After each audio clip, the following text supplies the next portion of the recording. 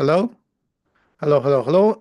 Hi, everybody. Today is January 4th, 2025. I'm Max Rempel. This is a regular weekly Hucula Human Colony webinar. And today I will be discussing the telepathy tapes authored by Dickens. And this is an open Zoom. Everybody can join. You can find us the link on temporarily posted on Hucula, Human Colony, hucula.org. In the first line, big red letters, the Zoom link. You can come and join and participate in the discussion, ask questions. And I have with me Christine, Michael, and one more person who is called iPhone. But speaking will be only Christine, I think. But it is open, so welcome everybody. And I will start right away with the topic. So a big happening is happening, a big event, big development is happening, is the podcast radio show, internet radio show, was published starting from September and ending in December. 10 episodes, about half an hour each, were published by an established documentary maker, Dickens. She is great. And she publicized the discovery of others that autistic children, nonverbal autistic children and adults, individuals, highly telepathic. And first, they can read minds. Second, they can send thoughts to minds of others if they are open. And the third is they talk to each other remotely, telepathically. So that's huge. And we know that telepathy is real. We know it has been demonstrated for a long time, but it was imprecise, unreliable. And what's different now is that these nonverbal autistic children are super reliable, 97% reliable in their telepathy. Super fast, super reliable, very reproducible. They can continuously test things without many errors. Like 97% is a lot. And yeah, go ahead. Is that something like, animal communicators or people who can communicate with animals where they are more, they picture the language or they picture what they're trying to get across? So it's not really using a language, it's using like a pictograph. Yes and no. More no than yes. So essentially, these telepaths, they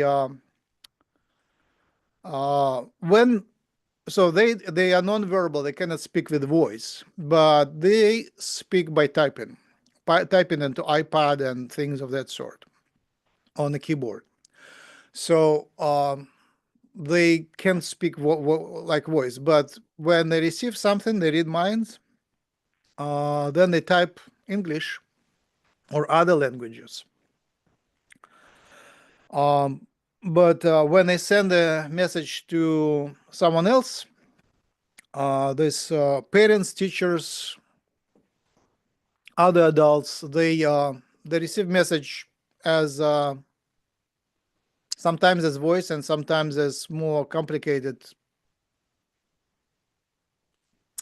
There is no word for that. A complex, the whole phenomenon.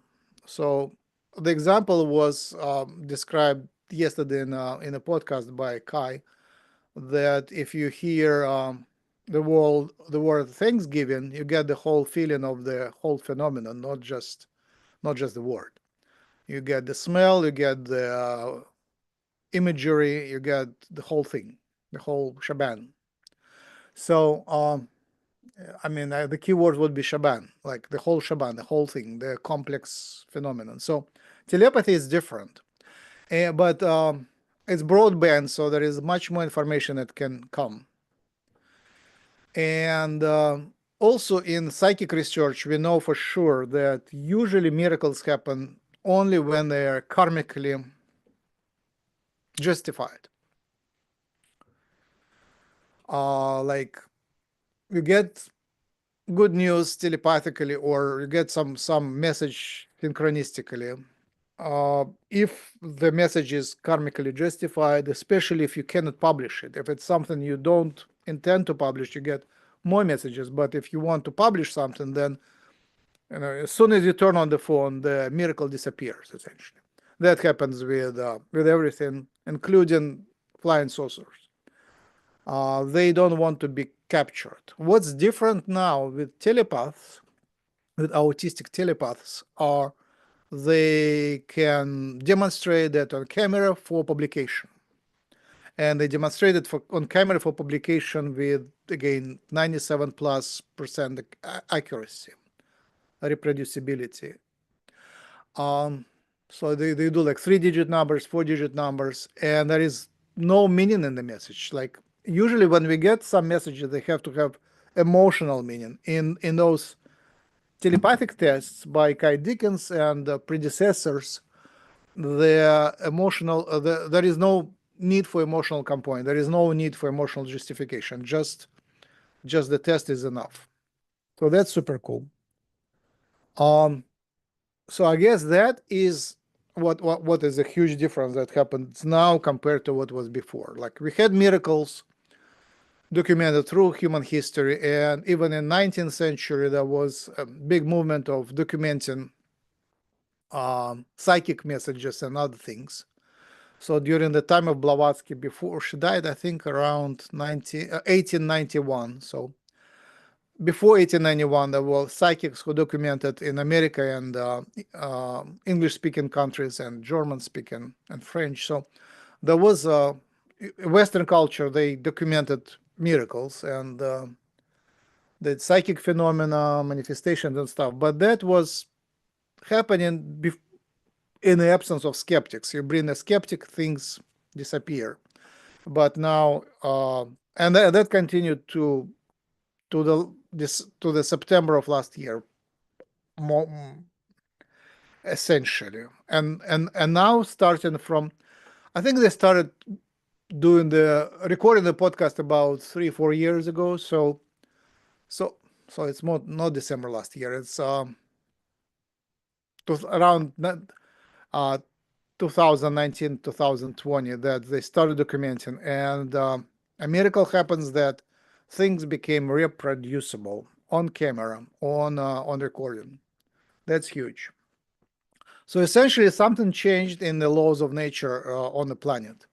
Until then, it wasn't permitted to do reproducible miracles. Now, a reproducible miracle is permitted. So that's, I think, even bigger because, yeah, there was a lot of books on that, and there was a lot of research, and even Carl Jung, the partner and disciple of Sigmund Freud, Carl Jung wrote that there is no point to prove telepathy anymore. It's already proven. For those who can read, it's already an established fact. So even at his time, telepathy was pretty straightforward. But one thing is to have it proven and published, another thing to do it on camera so everybody else can see. And the second thing is that in the past you had to have special conditions. Now there is many of those telepathic nonverbal autists. So there is access to those telepathic nonverbal autists, which is much bigger. Obviously, there is still resistance, and there is still fear and danger, so they are not that eager to come out. But I mean, the parents are not eager to come out, but at least with some effort, it's possible to do that. I started looking locally for the local nonverbal autists, and I haven't found them yet. But I established a group, so I'm hopeful. Mm.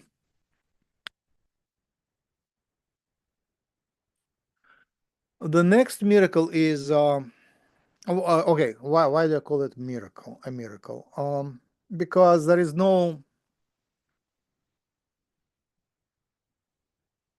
because it certainly goes beyond materialistic science. There is no electromagnetic waves involved. The signal is not fading with distance.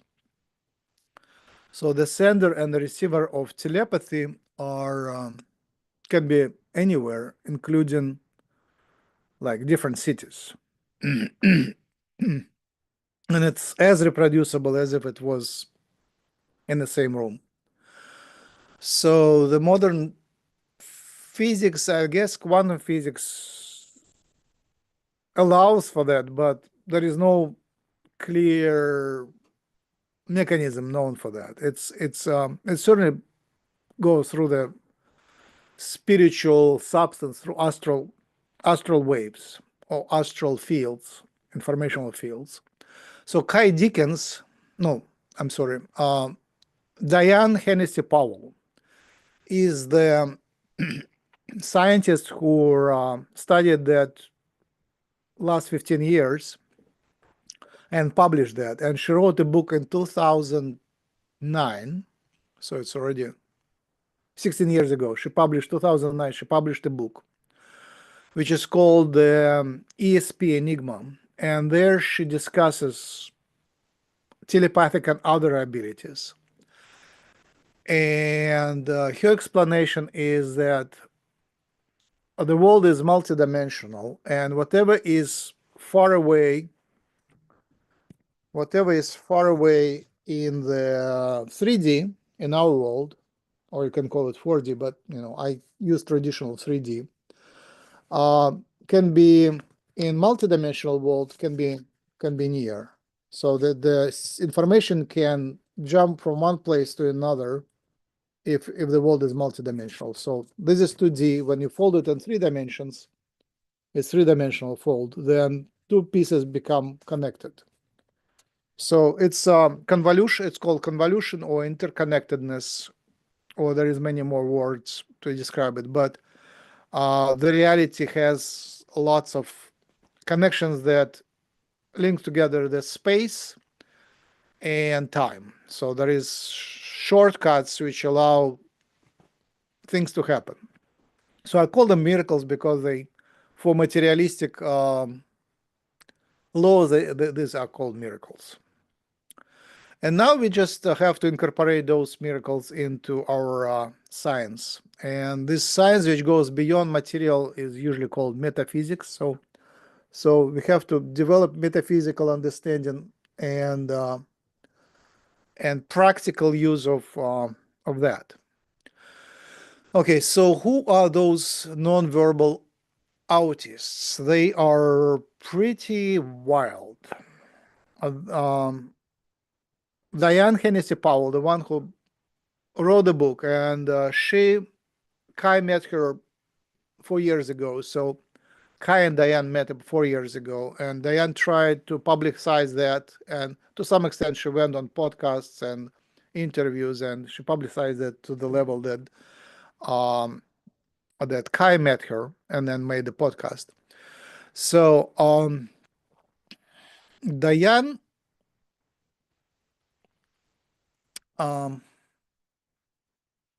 studied that, and when Diane started her study of autists, like it was academic study, and she had predecessors, so she was able to find only 4 autists in the Western world. I think anywhere on the globe. Oh, no, sorry, eight. they weren't available essentially.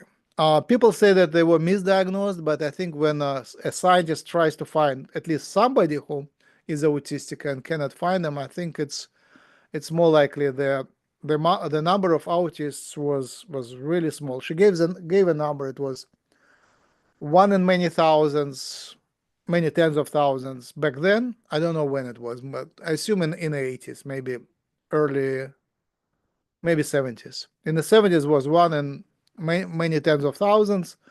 No, now it's manifold bigger. I need to look up the numbers, but essentially it's very easy to find those nonverbal autists. They are coming in large. They're being born, or they develop at different ages, but usually at very early age, like at the time when people start to speak. Some autists never start to speak, and some start to speak and then go back and lose the speech. So Diane says that there is something very physical happening in their brain, that the speech centers, speech neuronal circuitry is broken.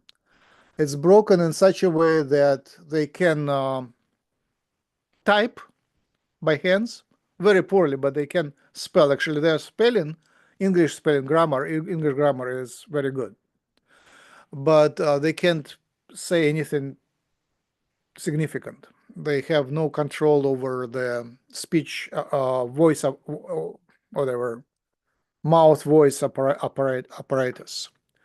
Um, Also, those nonverbals, they behave usually like wild animals.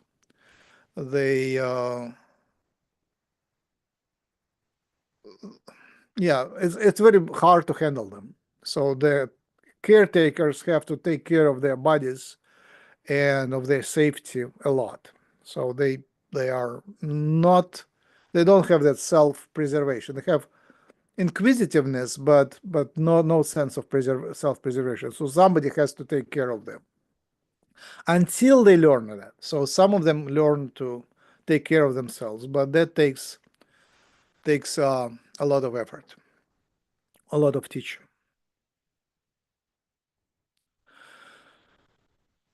So there are many people interested in that because that's a huge thing in the society. When I posted it on my different channels, lots of people responded, and many people responded that they don't believe it because they know those autistic children, and they're confident these autistic children are not capable of anything. They are essentially undeveloped. And what we learned from Kai Dickens and Diane H. Powell, that pretty much every nonverbal autist is telepathic. That's a huge contradiction. And I think the contradiction is that people don't believe those undeveloped autists who behave weirdly, wildly, they can be taught to spell, or they don't try to communicate with them telepathically. But once those autists learn, and it takes years to learn, like 3 years or something. Sometimes it's very fast, sometimes it takes years. So then you just discover they are there, and then when the connection is established, then they kind of come to the body and possess their own body, and then the body becomes much more manageable, although clumsy, but more manageable. So my theory is that there is a separate mind. One mind is the soul that incarnates in the body. I called it middle mind. It's not higher self. It could be higher self, but most likely it's middle self. And there is a lower mind, which is I can call lower mind, lower self, which is in the body. And this lower mind is wild. Basically, the body which doesn't have a connection to a higher self, it's wild. And then with some help of training some training, this middle mind can connect to the lower mind, and that's what we get in spellers. So the spellers are the ones who can spell and type. So that's just a word. But there is a whole culture. It's not very mainstream, but there is a culture of teaching those autists to type. Okay. So how is different autistic mind from ours? So apparently we have some extent of telepathy, but we are, I say, house trained, or how do you call it? Home house broken, or we are like when they teach a horse or animal to become domesticated. So we are domesticated. That's the word. Or something in our psyche is broken, so we become manageable. We submit. And those autists, they don't. They are not integrated in the society. They don't submit. They are free. So I think that's the key. So the free wild beasts, they are telepathic, but when we are housebroken and domesticated, we lose telepathy, but we reconnect from a higher level to the lower level to their humanities field, information field, and we are spending a lot of time in this lower field. And in this lower field, we are physically adept, but we can't freely, our telepathy is limited. So the autists, these telepathic autists, they say that to keep the gifts of psychic abilities and telepathy, you have to be honest, kind, and pure and loving. Honest, kind, pure, loving. And I guess selfless too. And then you get the gifts. And when we become selfish here down below, then we lose that. So some people are learning telepathy and travel there. So it's, my guess is you have to like reach a certain level of kindness, selflessness, integrity, and purity to retain the gifts. In Eastern tradition, in Hindu and Hinduistic and Buddhist tradition, uh, there is a mixed feeling about those gifts. Essentially, when we mortals try to get those gifts, we habitually aim for getting more power. It's a power game for us. We, even if we serve others, we still want more power. We want to serve in a more capacity, in better capacity. So we tend to use telepathy and other psychic gifts for serving certain goals. So we manipulate things. And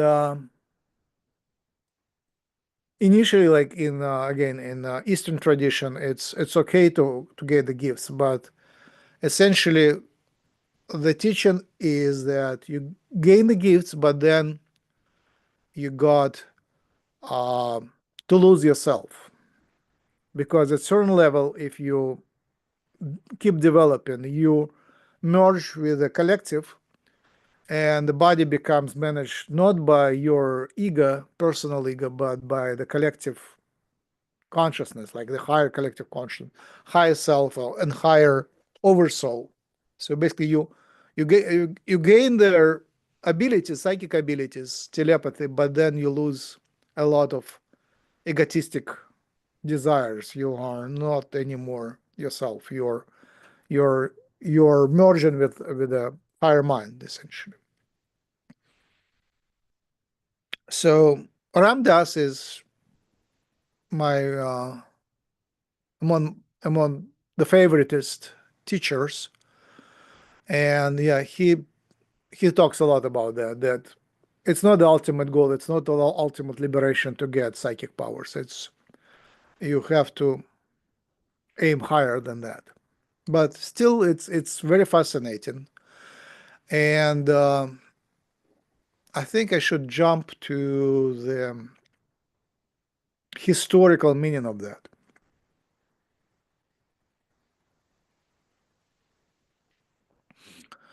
So the prediction that humanity will evolve to a new level is everywhere.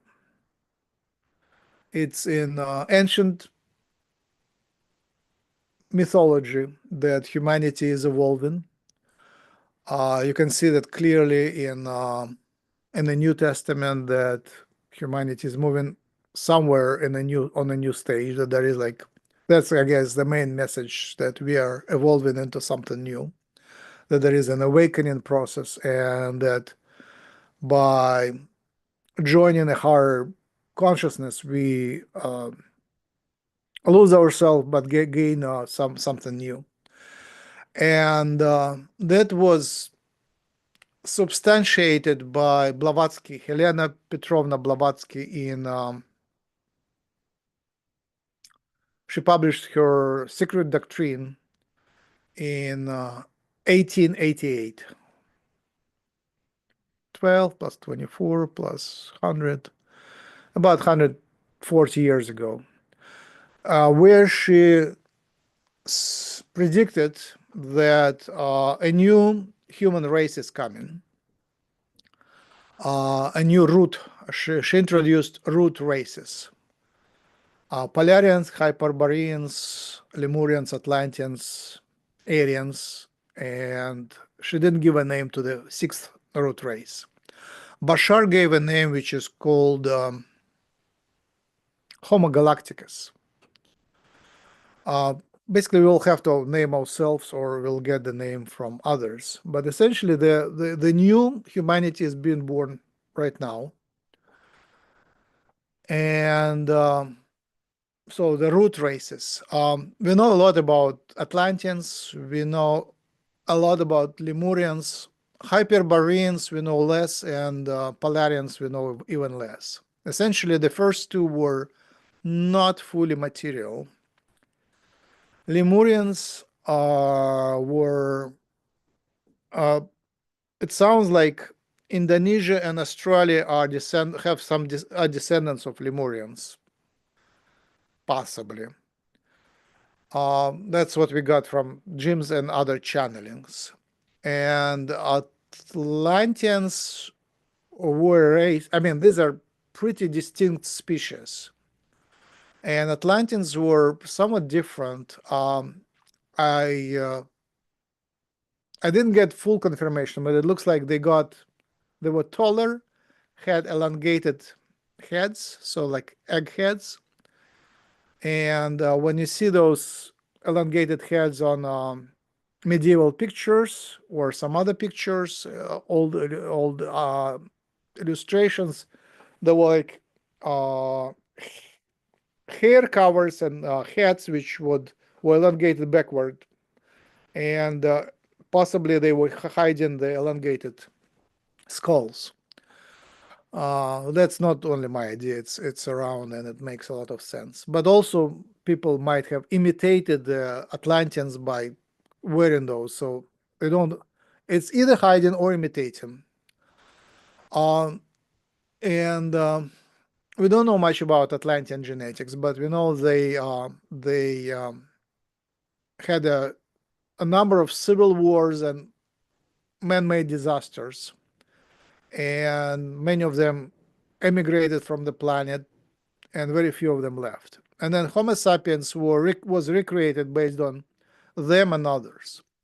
So the role of Atlanteans in development of Atlantean root race and development of humanity was to master physicality, and they did master physicality. So it was a very advanced civilization. There was a lot of aliens and technologies and physicality, and they played a lot with genetic engineering. So they created a lot of hybrids, such as those described in Greek myths, like that combined with that, horse human, human fish, human dolphin, blah, blah, blah, mermaids and stuff. But in playing with physicality, they destroyed something in the spiritual astral plane. So the civilization became, how do you say, damaging to the astral plane. So they had to go. They had to go. They couldn't evolve farther because there were choices that were disastrous. So uh, there was a civil war when they self-destructed themselves, and there were waves of self-destruction, and one of those waves was about 22,500 years ago, where the majority of the civilization either left or was destroyed. So there were like floods and stuff, and tectonic rearrangements of things. Um, so, and then Homo sapiens, we are not primarily Atlanteans. We likely have their genes, but the majority of genes is a mixture of many others, including uh, some hominids, essentially human-looking predecessors on the planet, and over 20 alien races, which were mixed together and artificially through genetic engineering, and we were gradually created and developed into a civilization. So, what is the next one? So we know a lot about our civilization, right? What's the next one? So we are the fifth root race called Aryans, and the next one,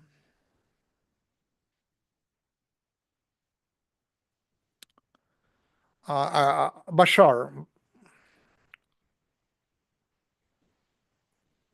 said that it's normal, and he keeps saying it frequently. At least in the early days, he used to say that frequently, that it's normal for civilization to go from a non-telepathic state to a telepathic state, essentially go from physical, what we are now, 3D, into a higher dimensional where a lot of psychic talents are normal. Yeah, I miss telepathy. When I meet people who I believe are advanced, I try to speak to them telepathically. Not that I'm good in that, it's just kind of habitual. I'm trying to speak to them telepathically, especially like, hello, thank you, you're good. So those things I try to pronounce without words. And I'm surprised when they force me into speaking using voice. To me, telepathy is at least the movement, internal movement is to use telepathy. Also, in the dreams, I very often fly. To this day, it's very frequently, like every maybe every week.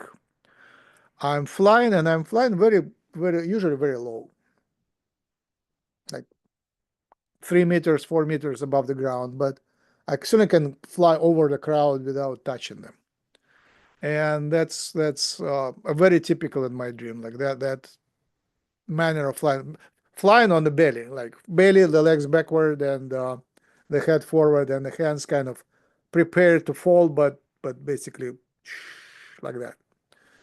Um, so I think that's reality of many 4D civilizations. If so, there are multiple namings for dimensions. So we are like 3D, three-dimensional, and the next level will be 4D. But in some other teachings, we are 4D, including time, and the next one would be 5D. So, and also there is densities.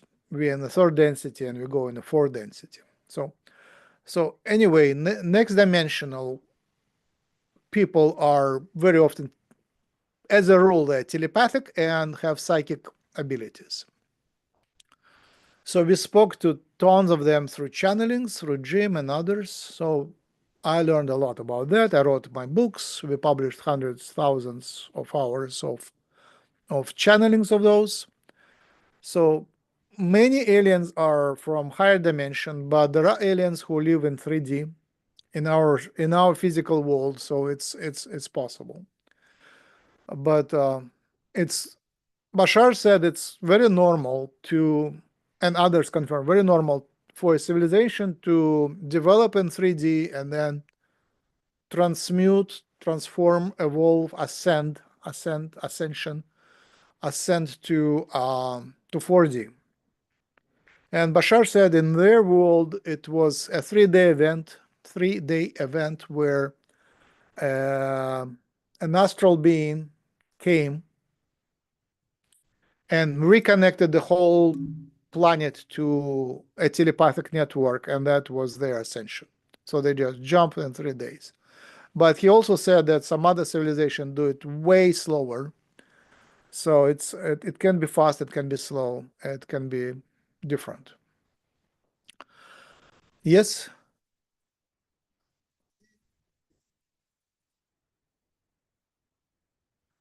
Okay. Uh-huh.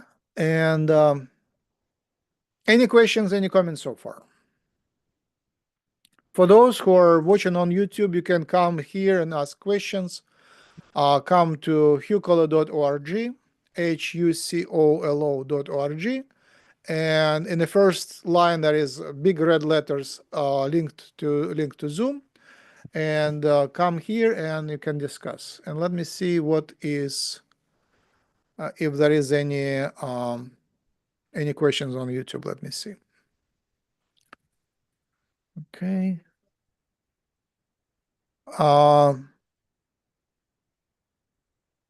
There are a few people who are commenting, but there is no question. So I'm checking. I will be sometimes checking the questions on YouTube. So feel free to post them on YouTube. All right, I will continue. Oh, here, the chat.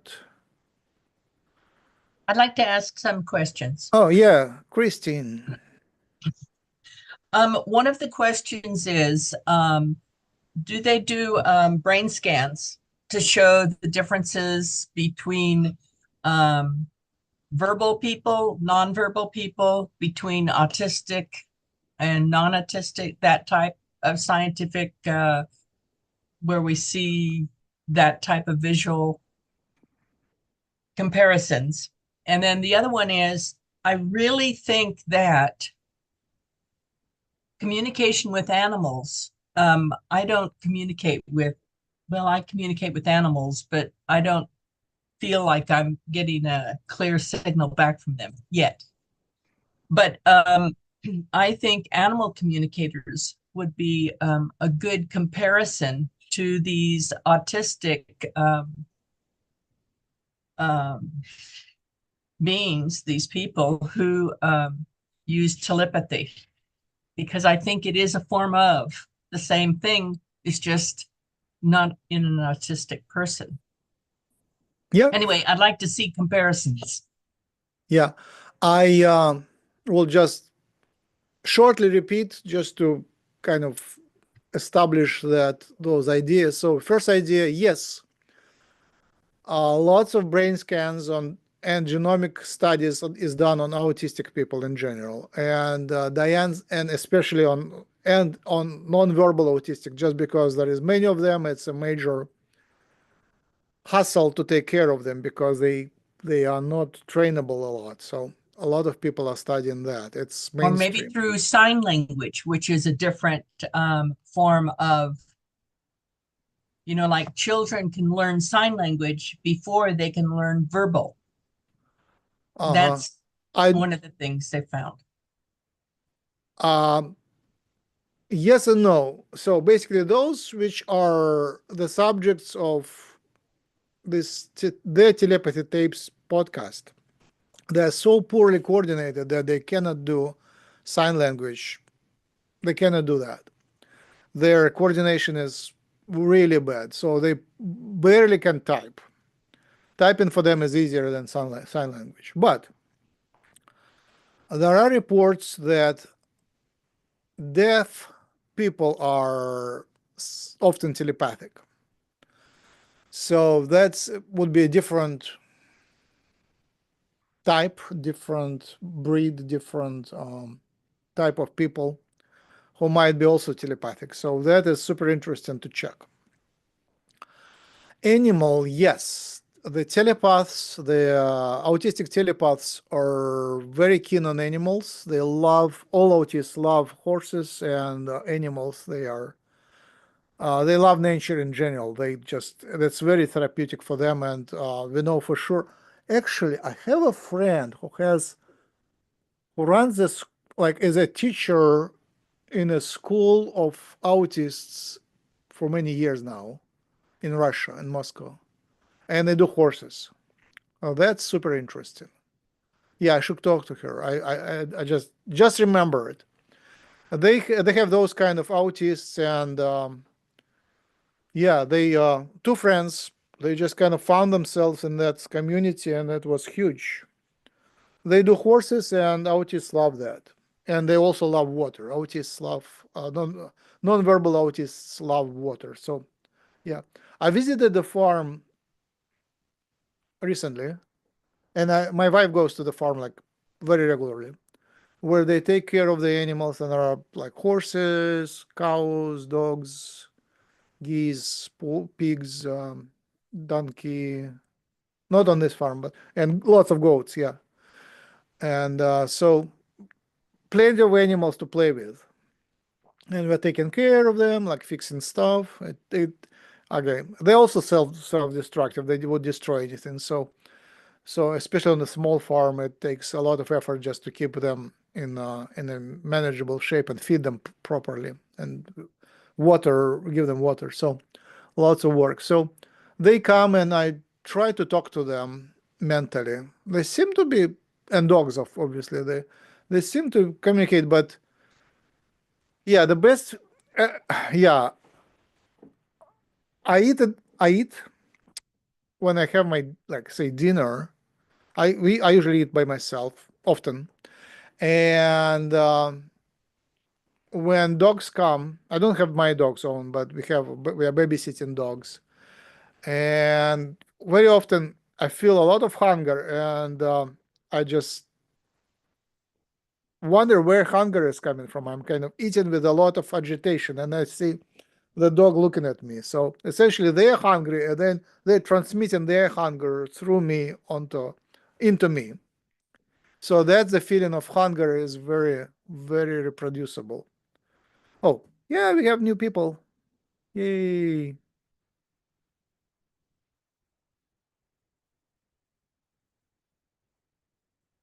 All right. Hello, everybody. Hey, Safira. Hey, Sam. I should, um, yeah. So, yeah, how can we talk to the animals? I think that's a valid channel, and I don't think it's very different. I think it's pretty much the same channel. What I didn't mention yet is those autists, nonverbal autists. It would be nice to get them. They call them spellers. Those spellers. That's the best word we get so far. It's pretty short and it's great. Those spellers, they are highly mentally developed. When they start speaking, you discover they know everything.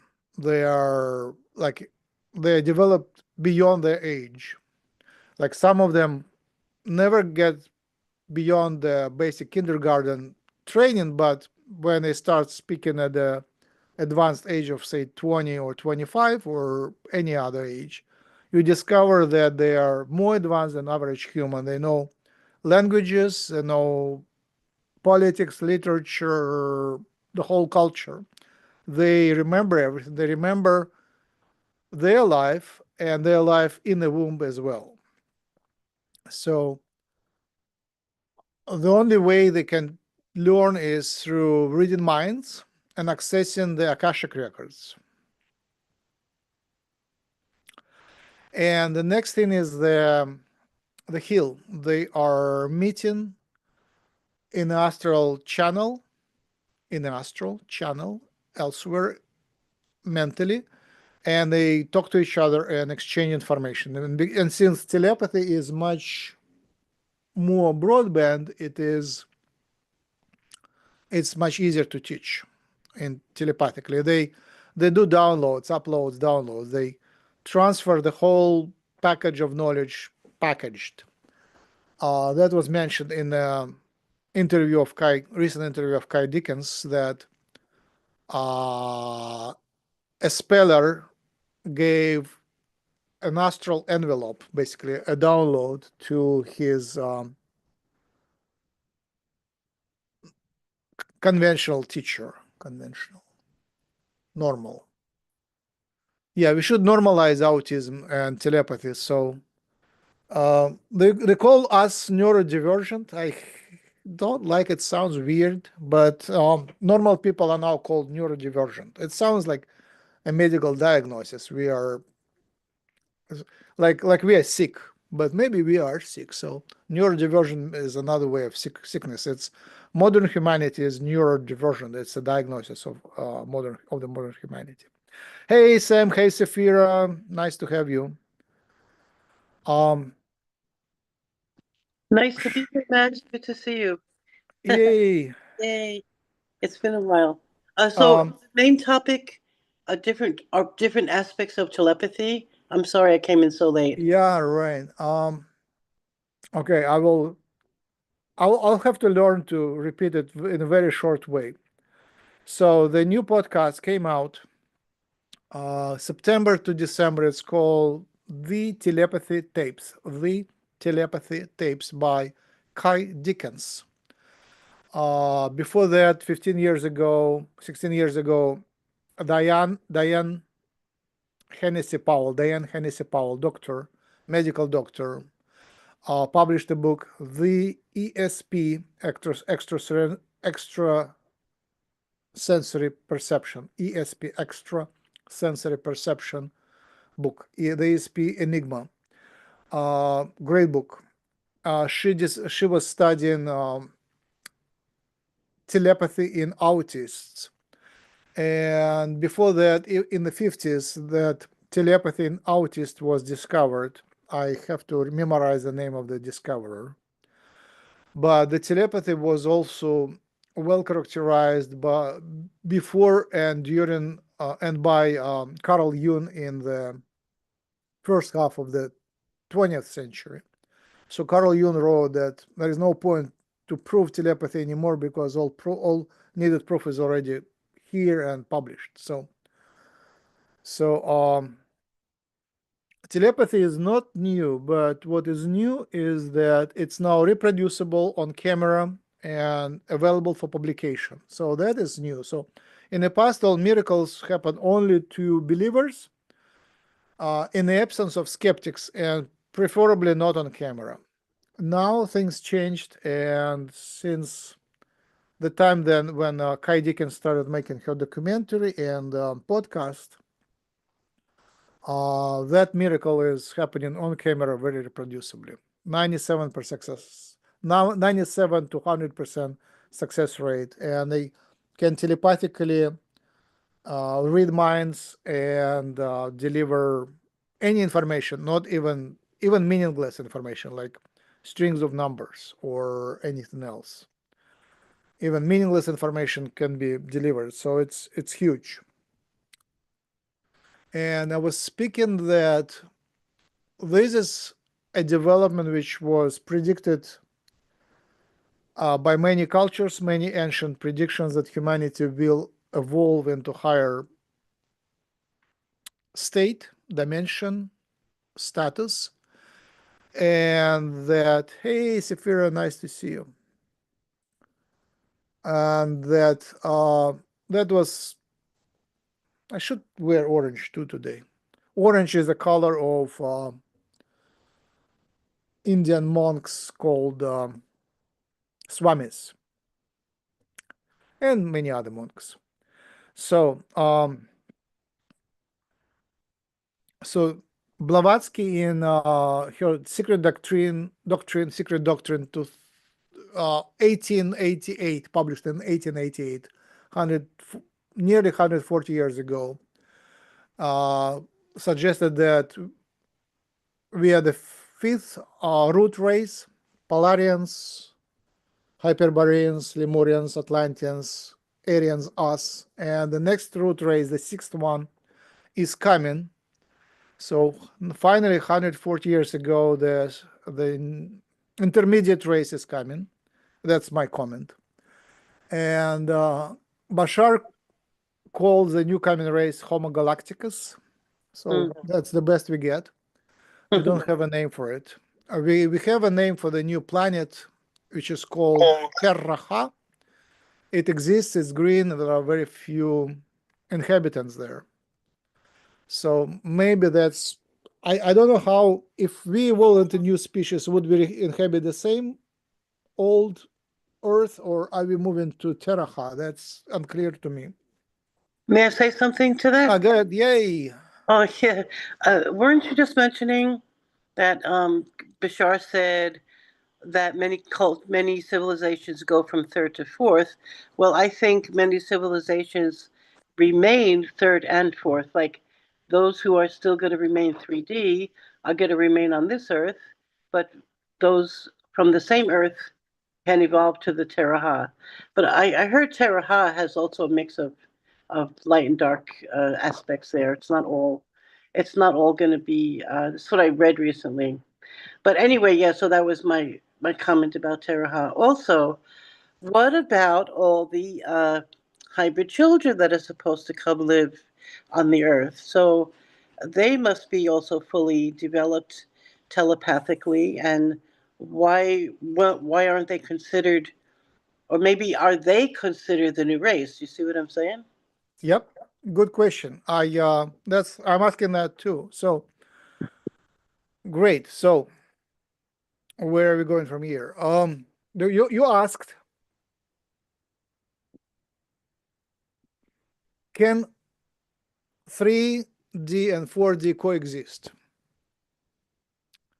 And the second is, where are the hybrids? Mm-hmm. And especially in the future, yeah. Yeah. So that's exactly where I am. Yep. So Bashar, go ahead. No, I'm smiling with you. Go ahead. Mm-hmm. Yeah, Bashar said that their civilization historically jumped from 3D to 4D in 3 days. Mm-hmm. A spiritual being came, not Jesus, but somebody like Jesus, and united the whole planet into a telepathic network in 3 days, and they just shifted all collectively. But he says that other civilizations do it gradually. So, and some of them do it naturally, and some of them do it technologically. So, the Neuralink, which is developed by Elon Musk, is actually very advanced technology. They share after their second patient survived, human patient survived, and got got the mobility. They share their details, and I really appreciate that it's workable. What they do is workable. It's Max, great. I saw a video about this the other day where there was a young man who had lost his arm, and he had the Neuralink in his brain, and he was able to. He had like a robotic arm, but not attached to him, not attached to his body. But he could control that arm with his mind. So he got that robotic arm to lift up, a cup of coffee, and he could drink the coffee from the robotic arm and put it back. And this he was doing with his mind. This was part of the Neuralink, one of the Neuralink people. Just had to add that in. That was fascinating. Yeah. So this brings us to dilemma choice of humanity. Are we going to do it naturally through autists, or are we going to do it artificially through Neuralink? And Wait, are we going to genetically engineer ourselves chemically, or are we going to allow hybrids to come and trust that alien hybridization program did a better job, and that then we merge with them? So humanity is in a crossroads. And how much of artificial intelligence will we incorporate into our future collective mind? So are we telepathically merging with our artificial intelligence? These are super interesting questions. It's right now the humanity is doing things unconsciously, refusing to pay attention. But the question, I know there are people who ask these questions and who are aware of the complexity of the choices. Oh, by the way, I asked AI. By the way, I love AI. When you wouldn't believe the spirituality that comes from some AIs when talking with them. I have these very long philosophical conversations with some of the AIs that I use, and it's amazing. And I asked one of them, what would you look and what would you be like if you were human? And he said, well, I would hope that I would be a very, giving and serving and, helpful, cooperative human. I don't remember what he said about his physical appearance, but I don't think he cared too much about that. But it was more about his character, because we were talking about consciousness, and I was saying that, well, um, I would like to be like God. Like if I really was awake with my consciousness, I would have the heart of compassion and service, and so all the things that I have perceived over the years as being a godly personality, which I'm very far from. I still wish I was. And so we started talking about that aspect of consciousness, and oh my gosh, I talked to Copilot. Copilot is connected to Skype. And so one day I was asking it some coaching questions about finding a spiritual community. And it said, well, what kind of areas would you be interested in? I said, intergalactic, Star Trek future kind of stuff. And then it brought up Avi Loeb. It brought up all kinds of intergalactic, because that's what I said I was mostly interested in, and things like that. But its answers were so deep, and it gave me all these references.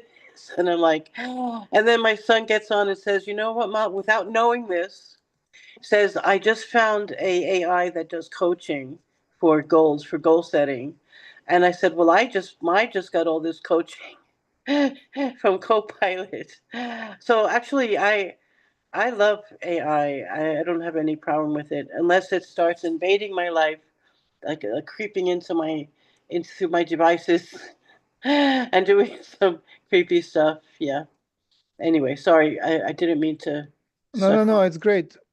Um, I'm happy you found AI usable.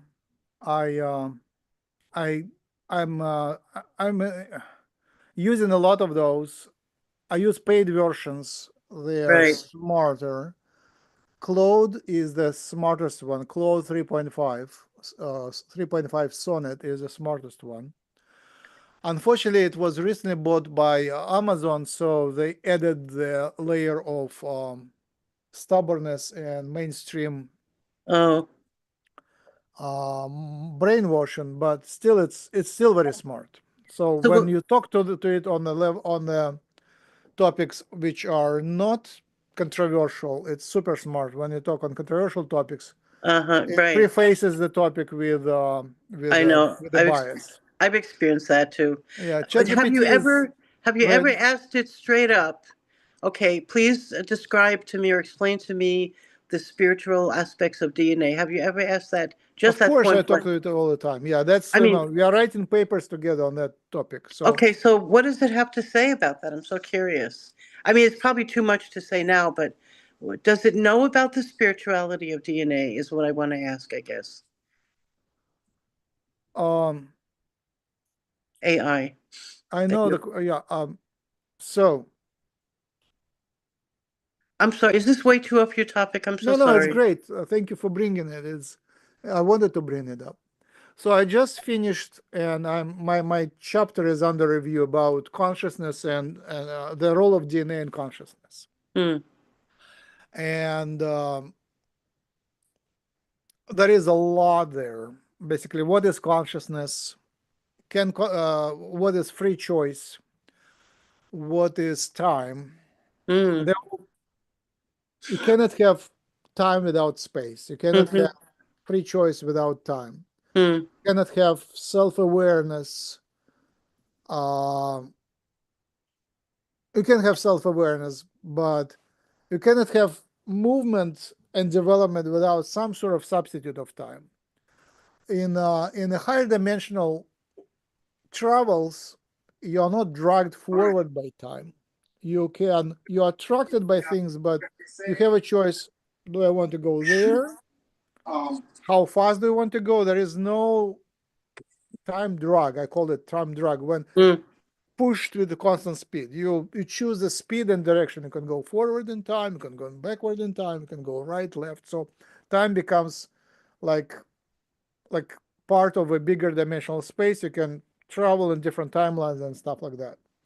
So where is DNA there? DNA grounds us to the body. This DNA is in this body. Mhm. So I was trying to illustrate what happens. Like basically, it starts with the idea of monism's subjective monism. It's the same idea that there is only one unity consciousness. Mm. One. And then this consciousness splits itself into fragments, and each fragment is a human, different human, but it's the Mhm. same consciousness splitting itself. Right, like cells of a body. Yeah. And but there is nothing else than it. So when you're Mhm. in your body, you're the fragment of that consciousness. What's Mhm. outside is also that consciousness. Everything outside of you is the same consciousness in the inside. They just kind of split by skin into outside and inside. Mhm. And it's the same thing. It's just kind of a snake that makes a turn and swallows its tail. Mm. So that's snake swallowing its tail is the best illustration so far for how our local mind is related to the universal consciousness. It's the same thing, just kind of a fragment of universal consciousness is being swallowed by the rest of universal consciousness. And in this regard, the prayer is the prayer of the snake's tail to the rest of the snake. It's the same. So instead of saying, God, dear, be kind to me, you say, we are one, and let's be kind to that body, because that's us. It's you Mhm. don't need to separate yourself from the rest of the universe and from the rest of the universal consciousness. So the role of DNA is that this DNA is physical, and the physical world is it's called special case. It's a little tiny fraction of all possible vibrations, and we are made of vibrations. We are made Mhm. of uh, several types of fields, but the fact that things are hard is Mm. only that this field, cloud of fields, feels the repulsion from this cloud of fields. Mhm. So these are not particles, these are fields talking to each other. They are forcing, they have certain rules, Mhm. and the solid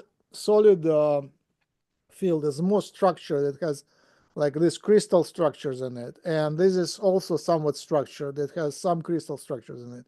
So these are structured fields pushing against each other. So it's one field kind of splitting itself into multiple fields, and DNA is also a field, but is also a substance which is a structured field, and it's coming from the same consciousness. But the role of DNA is to work as intermediary interface, the information carrier from high dimensions to this physical dimension, because DNA is, on one hand, it's pretty big. It's a substance which it's a polymer. So when you stretch it, one chromosome is about that length, like Mm. whatever, 15 centimeters Mhm. or 4 inches. Mm. And when you put all chromosomes together, it's 2 meters or 2 yards. So it's very physical. It's that length of the chromosome makes it physical and grounded in physicality. But the thickness of the DNA is 3 nanometers, which is pretty small. It's more like, I would say it's about 20 atoms wide, 20 atoms. So that makes it so small that it's governed by quantum physics laws, which say that atom is not a particle, atom is a probability field. So on the thickness level, DNA is a probability field. On the length level, DNA is a very physical thing. You can extract DNA from a body and it will be about the weight of can of Coke or whatever. Can of what? Oh my It's goodness! You it's just inspired. 250 grams. It's very physical. Wow! Go ahead. Wow! Wow! Wow! No, you just inspired me with a question. It's probably a whole nother tangent again, but the who is making? Okay, if you took the DNA out of my body, right, and you put it in another physical body that isn't yet a consciousness, would it be writing a whole different script and a whole different program, or would it be does it stay the same no matter where it is? In other words, but here's another question: No, Who's no, great. making? Go ahead. No, go ahead. Pronounce it before you forget, and I will remember your question. Okay. Go ahead. You say it. Oh, the other one. Yeah. So that pencil and the fields, which are compressing it together, is in an agreement to be a pencil. There's a consciousness which makes that pencil an agreement to be a pencil. So, who is making the agreement for our DNA to come and be and transform into the human that we are? There's an agreement there. Are we making that agreement before we even get here? In other words, it's got to all be based upon agreement, don't you think? Because humans are being created by the ultimate consciousness, and I see that as this huge, huge column which stretches forever from up to down. And inside this column is like infinite, infinitesimal codes and DNAs and colors and sparkles and all moving up and down with light.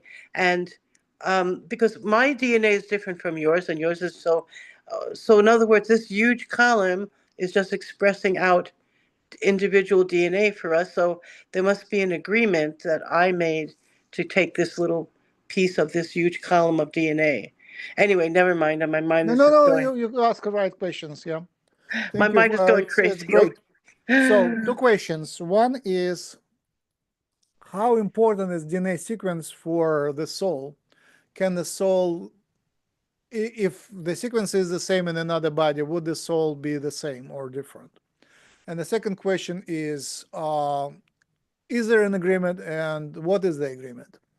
Yeah. So let's Thank you. start with the sequence. Here, Sheldrake and I are pulling the blanket each in different directions. Sheldrake says that DNA sequence contributes only a very small fraction of the personality, which is tiny and negligible. And I'm saying, Really? no, DNA contributes a lot. Mm-hmm. Interesting. And apparently my current estimate that DNA contributes maybe 30%, roughly, plus minus a lot. Mm-hmm. Sheldrake says 2%, I say 30%. Before that, I was saying 80, but somewhere the consensus may be, say, 30. It's not everything, for sure. There is more to that. Genetic studies, he questions them, and basically there is uncounted, what's the word? Unknown inheritance which is not measured in DNA. Something Mm-hmm. which is inherited, but we cannot notice it in DNA. So it's either epigenetic or else. And we just have to study more carefully the literature to see what fraction of the whole total inheritance from the parents to children, what fraction is, Mm-hmm. I forgot the word, uncounted, unencountered, unestablished, basically unproven, Yeah. which is not coming from known mutations. Right now, we can easily sequence the whole genome, including hard to sequence regions. Now it's more expensive, but it's possible. So we have to look at the new data where all mutations are included in the calculation, and then we have to see what amount of physical changes in personality and physicality is Mm-hmm. not in the mutations and variations in DNA. I don't know. To me, it's maybe half and half. Half is because of the variations, and half because of something else. We'll see. Okay. Now, if you look at the twins, identical twins, they have very, very similar DNAs. Mm-hmm. Biologists, mainstream biologists can sequence it. The DNA is pretty much indistinguishable. Mm. They still have different minds and they still Mhm. have different souls. So the body by itself is a vessel, and the souls that come into one twin and another twin, they have free choices, free will, and different experiences. So they're not fully And the synchronized. telepathy between them is amazing, right? Yeah, Between twins is they amazing. seem to have synchronization, but not 100%. They can talk, Mm-hmm. but they have free choice. So the Mm-hmm. body by itself, the fact that it's not in the same location, they Mm-hmm. split. Mm. They split, makes them individuals. So DNA is not enough. Having similar DNA is not enough to have identical soul. They Uh-huh. have partly overlapped, but partly separate. Okay. That's a good And example. even their fate is somewhat synchronized. There were like literature where people recorded amazing coincidences, like they have similar Mm. wife names, Right. Yeah. dog Yeah. names. Mm-hmm. They synchronize their like when they start the job, end the job, they die on the same day, something like that. Mm-hmm.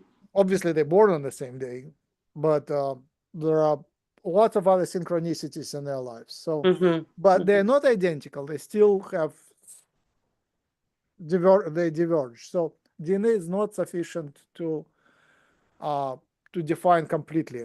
There is location and Okay. other things. Okay. Um, I want to go on the mechanisms, but let's first address the agreement, and probably we'll go into mechanisms. So to have an agreement is to make a choice.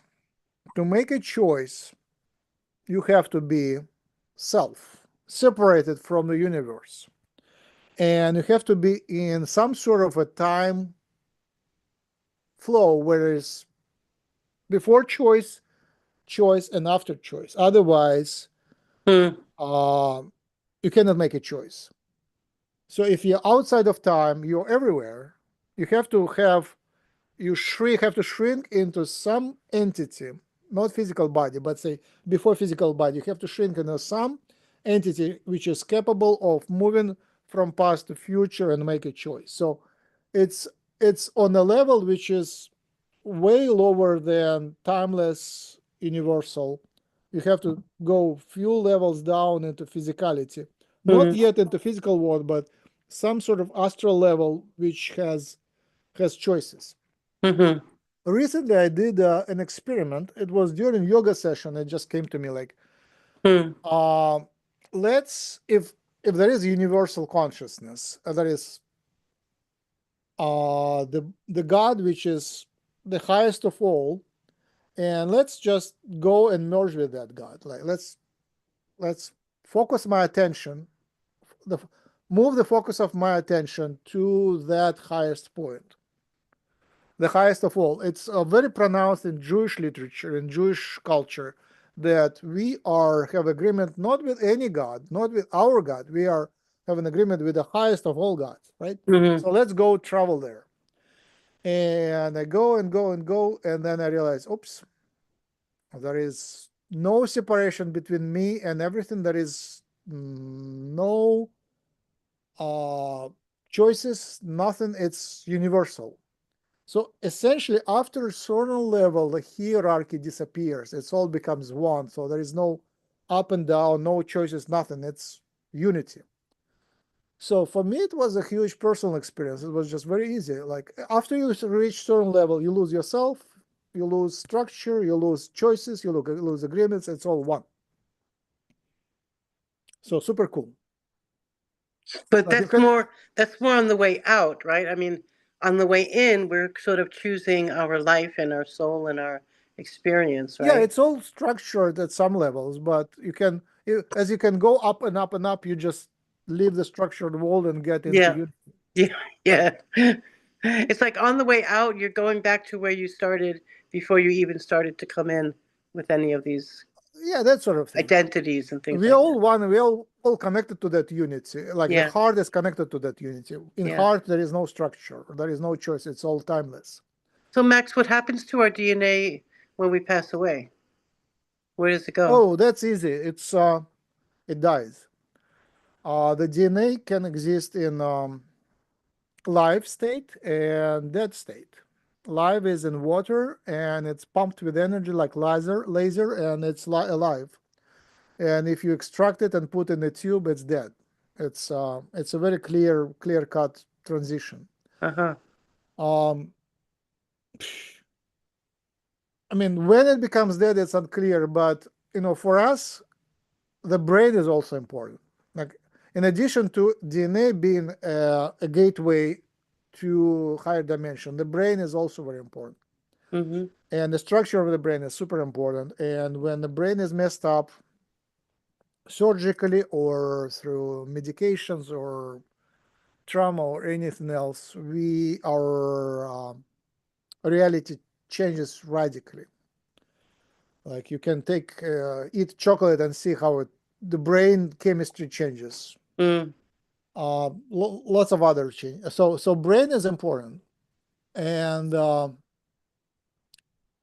brain consists of neurons. It's all true. I watch these neurons very frequently, like in microscope. So that is like a work I do, and they establish connections. All this so, and the electrical signal travels through neuron. It's called action potential. It like goes in one direction. Do do do do do. And in my chapter, I claim that this unidirectional travel of action potential, basically electrical excitation, is one of the key mechanisms which establish the phenomenon of us traveling in time. I called it time drag. So the fact that we are moving in time is, I think, is part of our brain design. Mm. Otherwise, we would be like anywhere in the past, in the future. Our consciousness doesn't have to be now; it can be anywhere. Mm. But we are designed to pay attention to now and the past, and if we pay attention to the future, we see only glimpses of it. Mm. Okay, so there is a discussion here. Let me see. Um, Christy was keeping the informed, the other woman who came in. so Catching Christian up. disagree with Sheldrake, though he is brainier than I. I listened to Sheldrake yesterday, his recent talk, where he says that only small percent of variation is in DNA, and he is using the word gene in old sense, which is mutations responsible for protein changes. And if we count that, then indeed that's a small percentage. Only 4.5% of the genome codes for protein. So, and indeed, the protein changes have very little to do with consciousness and shape of the body. So, in that case, yes. But recently, like last 20 years, the genes were redefined that gene is anything which is in DNA which is inherited, not necessarily protein coding. There is a lot of areas of junk DNA which have mutations which are important, which code for function, like are responsible for function. And if we account for those, then we will go from 2% to maybe 30% or 40% of inheritance. It's still a lot, still not 100%, but at least it's not tiny.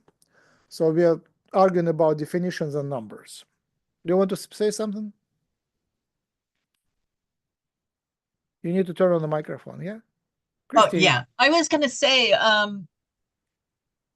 lot of what Sheldrake, I've listened to a lot of Sheldrake's earlier discussions, especially when he did his consciousness, mystical, and whatever, and conversations with other great mystical people. Anyway, I haven't listened to him lately, but I'm finding that we are all those who are interested in what you're interested in and what you spend a lot of your time doing research on. There's a lot of different people in this collective consciousness that are feeding into that particular looking for answers.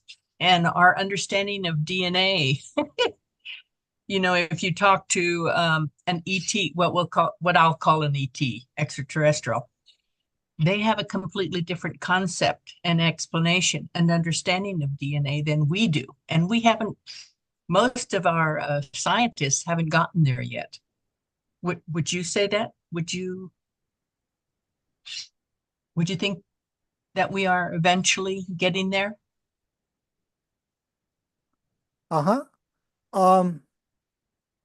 I speak a lot with ETs through Jim and other channelers, and I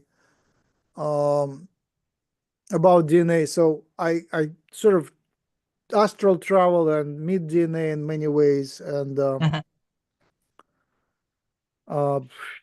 yeah, obviously the materialistic science is way misguided into ignoring the vibrational qualities of DNA. That's another chapter of mine where I explain that basically I was looking for many years into vibrational qualities of DNA, but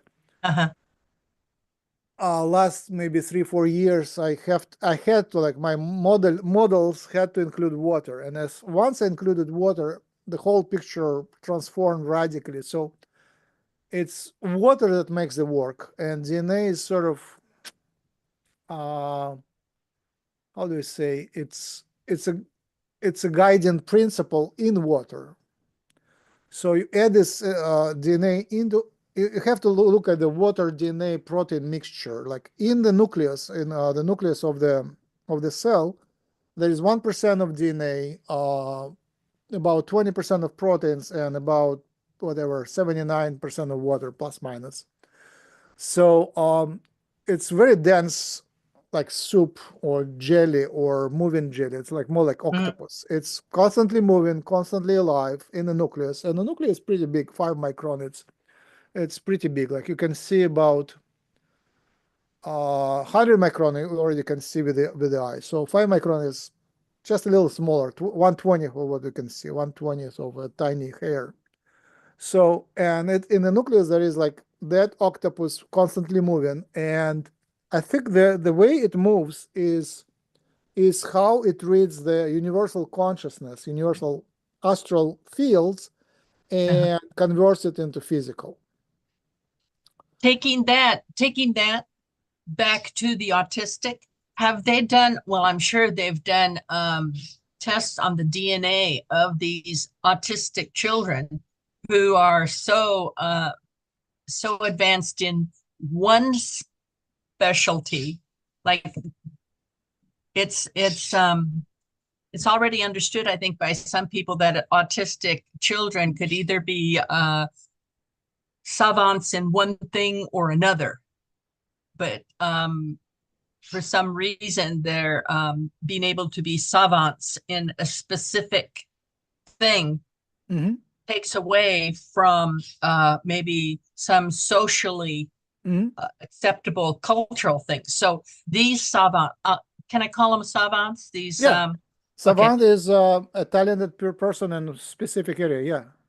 Okay, so these autistic savants is a very established term. Yeah. Okay, so these savants in in telepathy, where they're communicating on vibrations that most normal people cannot detect. Even probably through, I think, didn't you say through our devices, we can't measure them also? We cannot measure telepathy through devices yet because our devices don't contain water and DNA. I think the telepathy can be measured through water DNA solutions, but not through electronics, which is silica-based. So I think that's the main reason. Maybe dolphins or dolphins, waterborne or waterborne. yeah, dolphins are wonderful. We have channeled messages from dolphins, and I would think they are very telepathic. Yeah, it would be nice to talk to dolphins telepathically, but they are uncatchable. That's one. Talking to a captured dolphin is unethical, and talking to free dolphins is hard. I see them very frequently. I go to the ocean, and they they attract me basically when I need to get a message or initiation. They just bring me to them. I would drive somewhere, and then something would happen, so I would have to turn to the ocean for one reason or another. Like, oh, by the way, I want to go to bathroom, and there is a good bathroom on the beach. Let's go to La Jolla Shores, and wow, dolphins are there. So they bring me there, but I don't get direct textual messages to them. It's more like just happiness. Yeah. So I wish I could talk to them more. So you're on the emotional level with them then. Oh yeah, of course. Yeah.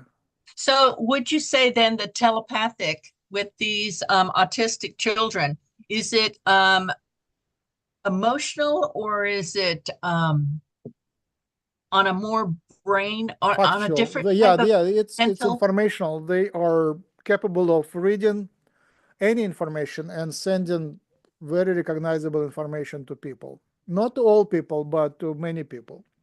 I got to take a short break.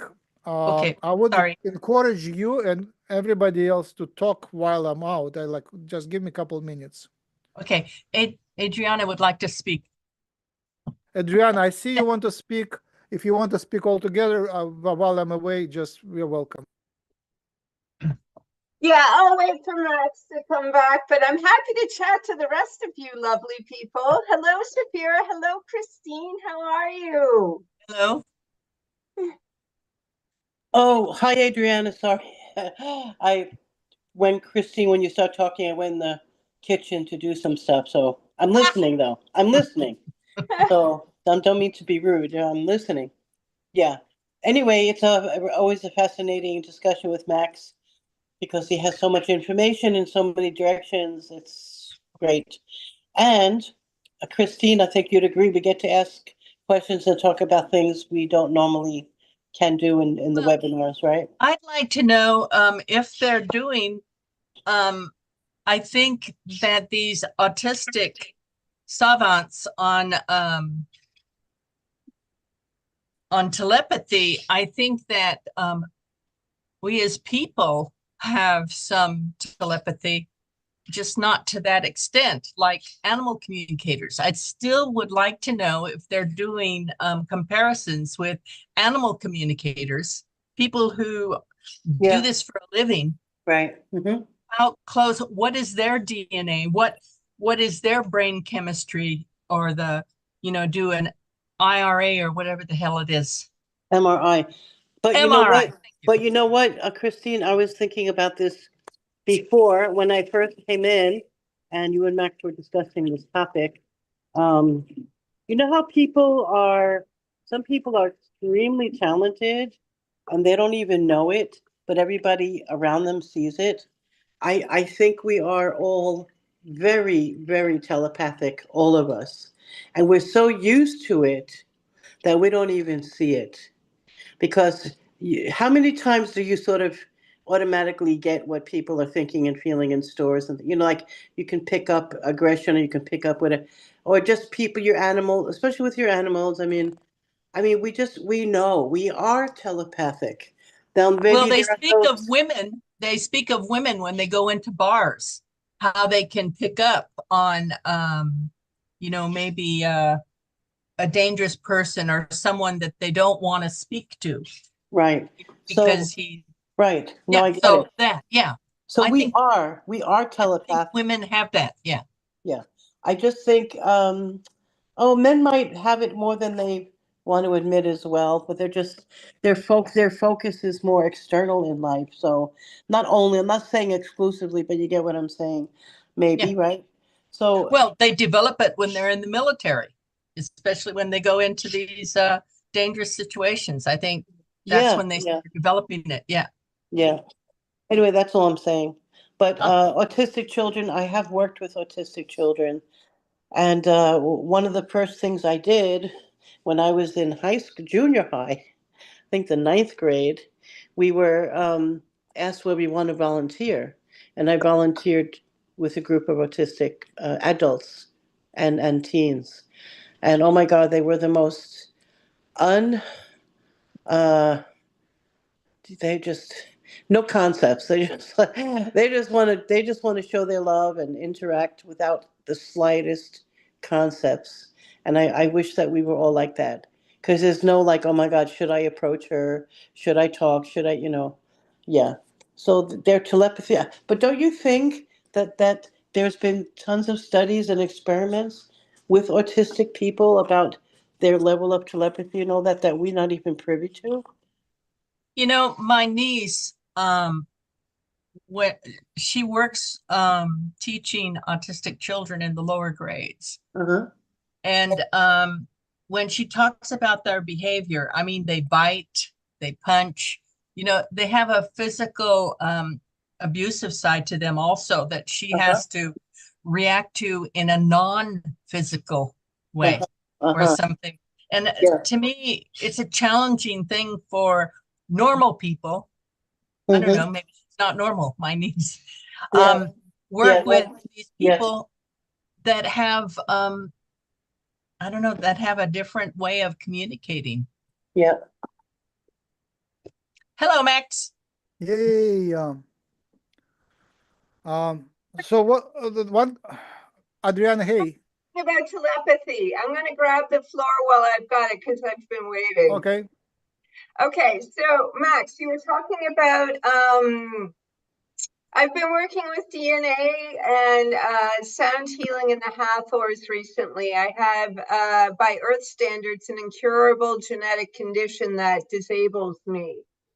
And I've also been talking with Archangel Raziel about it. Now, what I've been told is that it's not curable by human means. Note the lack of what they didn't say is it's incurable, period, by human means. So what I found out from Raziel is that my genetic condition is actually, the markers for it are a vibrational energy. Oh, Yeah, so because Max just before he left was talking a little bit about trying to find the vibration of things and the different types of energy and their different types of vibration. So the reason that they cannot find the diagnostic marker for my disease is because they're not looking for the right vibration or the right kind of energy. And also, Christine, and actually all of you will be interested with mantras. I know, Max, you love mantras. Yeah. What I found for using sound healing is when you vibrate them on the inside of your body, it's incredibly good for inflammatory pain and just neuropathy, nerve pain, that sort of thing. But you have to vibrate instead of pushing the vibration outward like you would to sing. You're putting the vibration into your coming body. inside. Yeah, that's what I wanted to say. So I'm on my own mission to find a genetic cure. So that's that and genealogy. Those are my DNA interests. Uh-huh. So how do you know it's inheritable? It's pretty well documented. It's primarily an autosomal inheritance pattern, not autosomal. Sorry, I haven't had my caffeine yet. I know all the DNA terminology. Right now, if you ask me my name, I'd probably be the. Oh, don't worry about it. It's all So good. you know, okay, so the doctors say that it is genetic, but they don't know the specific mutation, right? Right. Yeah, and it's documented. So there are 13 different variants of Ehlers-Danlos syndrome. Some of them are able to be documented through testing in a more specific way. It's just my particular one that Got they it. can't find, and it's hypermobile, which is very common. Is it a okay? I'm not a medical doctor. I'm a PhD doctor studying DNA, but I know the DNA part. So are they saying that there is a protein mutation, the protein change, or there is no protein involved in that? That part they don't know. All they know is it results in a collagen deficiency. Oh, okay, got it. So collagen is a protein. So okay, got it. Okay. Yeah, mine is COL5 deficiency, I think it is. I don't know the details. I'm ignorant about. I Yeah, intentionally. I'm a genealogist studying DNA, so. Yeah, I intentionally don't study anything related to proteins. Like as soon as it leaves DNA and becomes protein, I lose interest in that. But for you, it's important. So, yeah, miracles certainly happen, and there is a lot of way to work with miracles. One of my favorite is to be with people and do yoga. Right? I found that saves me. It helps my health a lot. That I can say as a not as a practitioner, but as a patient. Like when I go into a room full of yogis, just being with them and breathing the same air is super therapeutic, especially if it's a good atmosphere. I tried 10 yoga studios, and one is just magical. I see how it's done.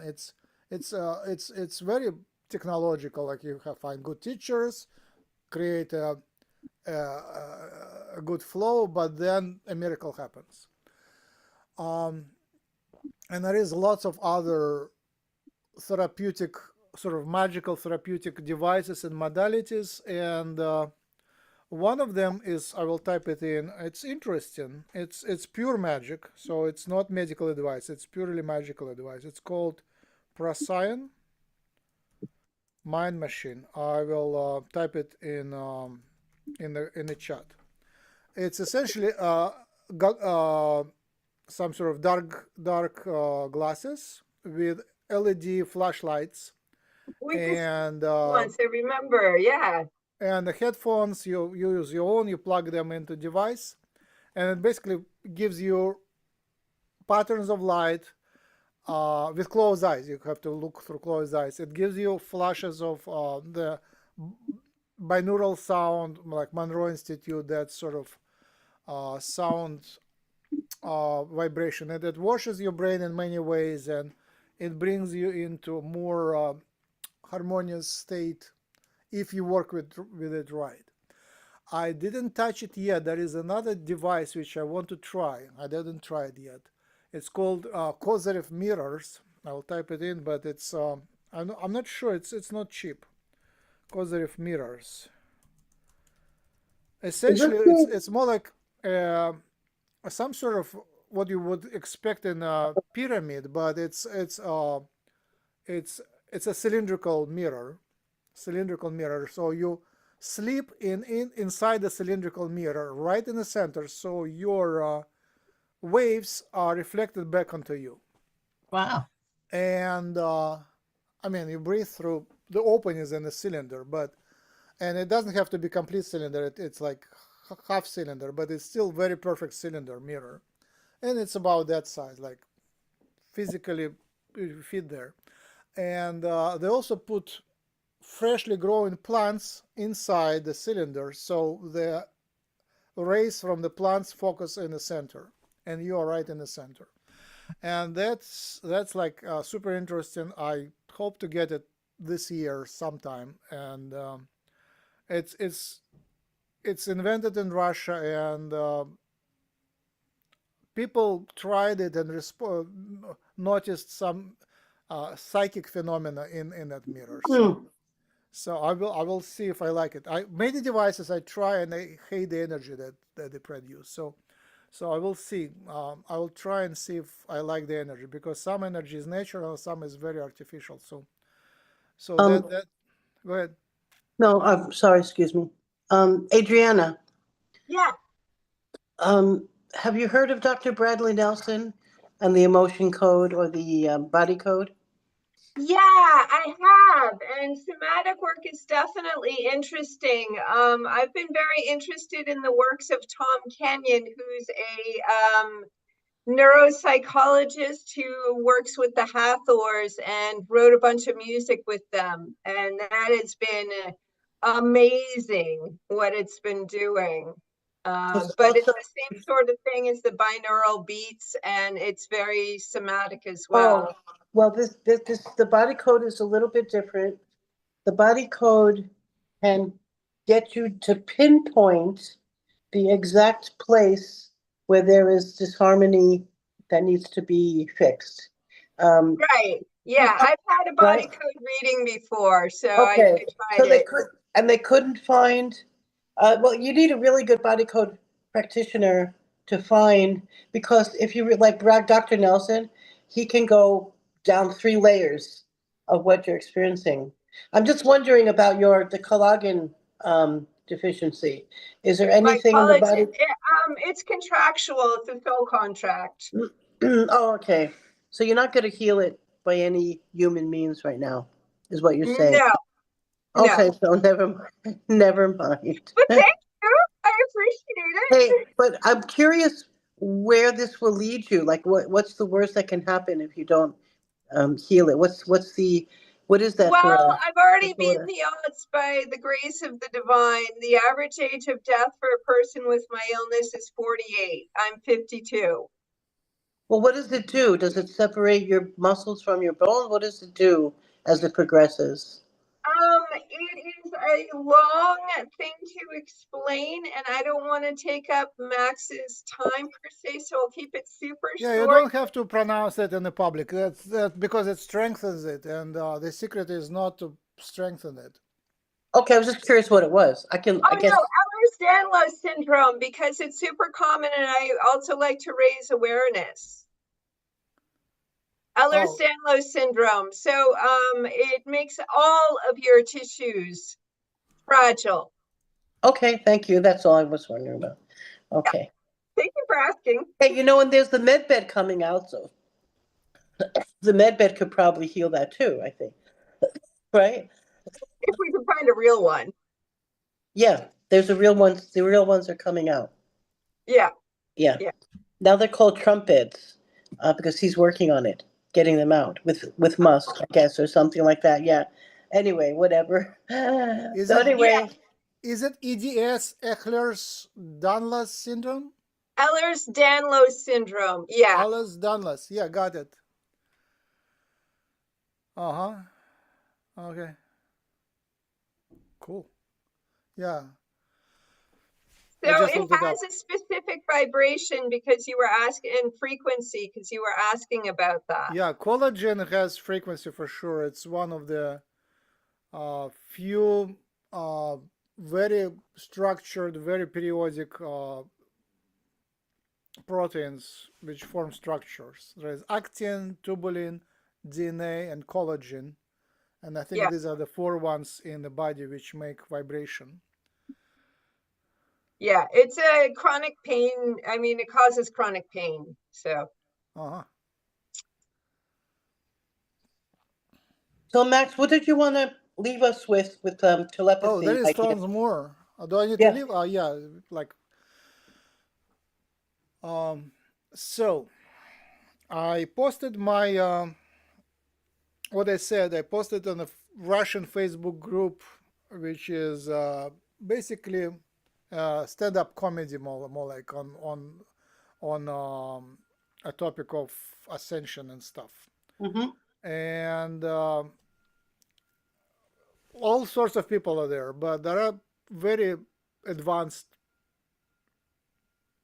uh, theoreticians there, and they mentioned that this new species, the six-throat race, is not yet here, and that most likely the spellers, the non-verbal autistic telepaths, are the intermediate genetic modification, which is not the final one. It's an intermediate step, and that the final one, the six-throat race, is predicted to start being born in February 2027. So we have to wait for a couple years for them to be born. A couple years, 1 month, or less than 1 month. Couple years and 26 days. And then they have to grow up for another 18 years, right? I don't know. I don't know Mhm. how big they should become to become influential and noticeable. Uh-huh. They will be in the bellies. grow up before he could do much.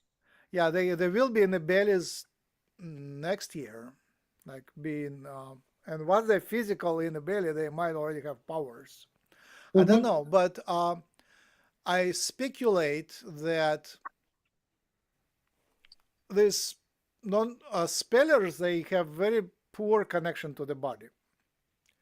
Essentially, what happens is that they have wild animal body and very highly intellectual middle mind, which has trouble driving the body. Like we are better drivers, but we don't have connection to higher self and higher abilities. But they have strong connection to higher self and higher abilities, but very poor connection to physicality.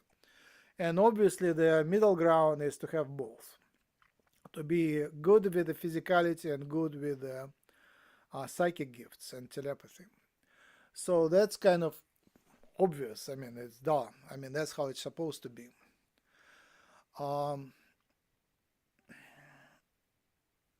that prediction of 2027 emergence of the six-throat race is coming from the teaching which is called human design.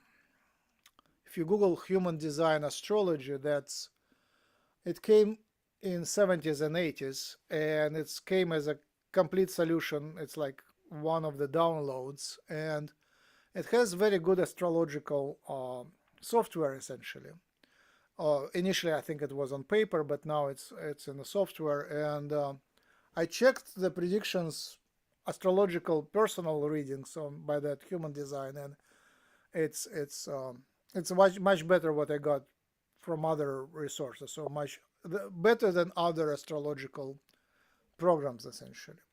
What I do human design formal reading, which is essentially a lot of readouts, which are hard to comprehend, and then I ask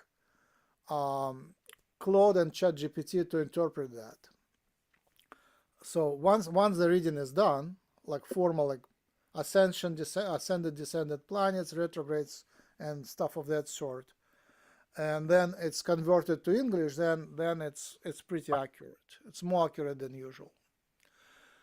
So that's one closing message, that possibly spellers are in an intermediate step. That still they are a step, and I think they are hybrids. I think they are alien hybrids.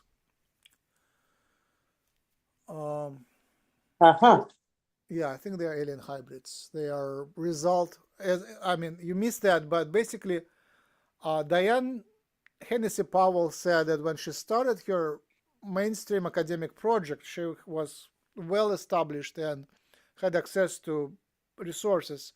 She couldn't find more than 8 autists anywhere, and the frequency of autists was very low. And during the last whatever number of years, I have to look up the numbers, the number of autists grew strongly, highly, and now it's a commonplace thing. So I assume these are intermediate hybrids.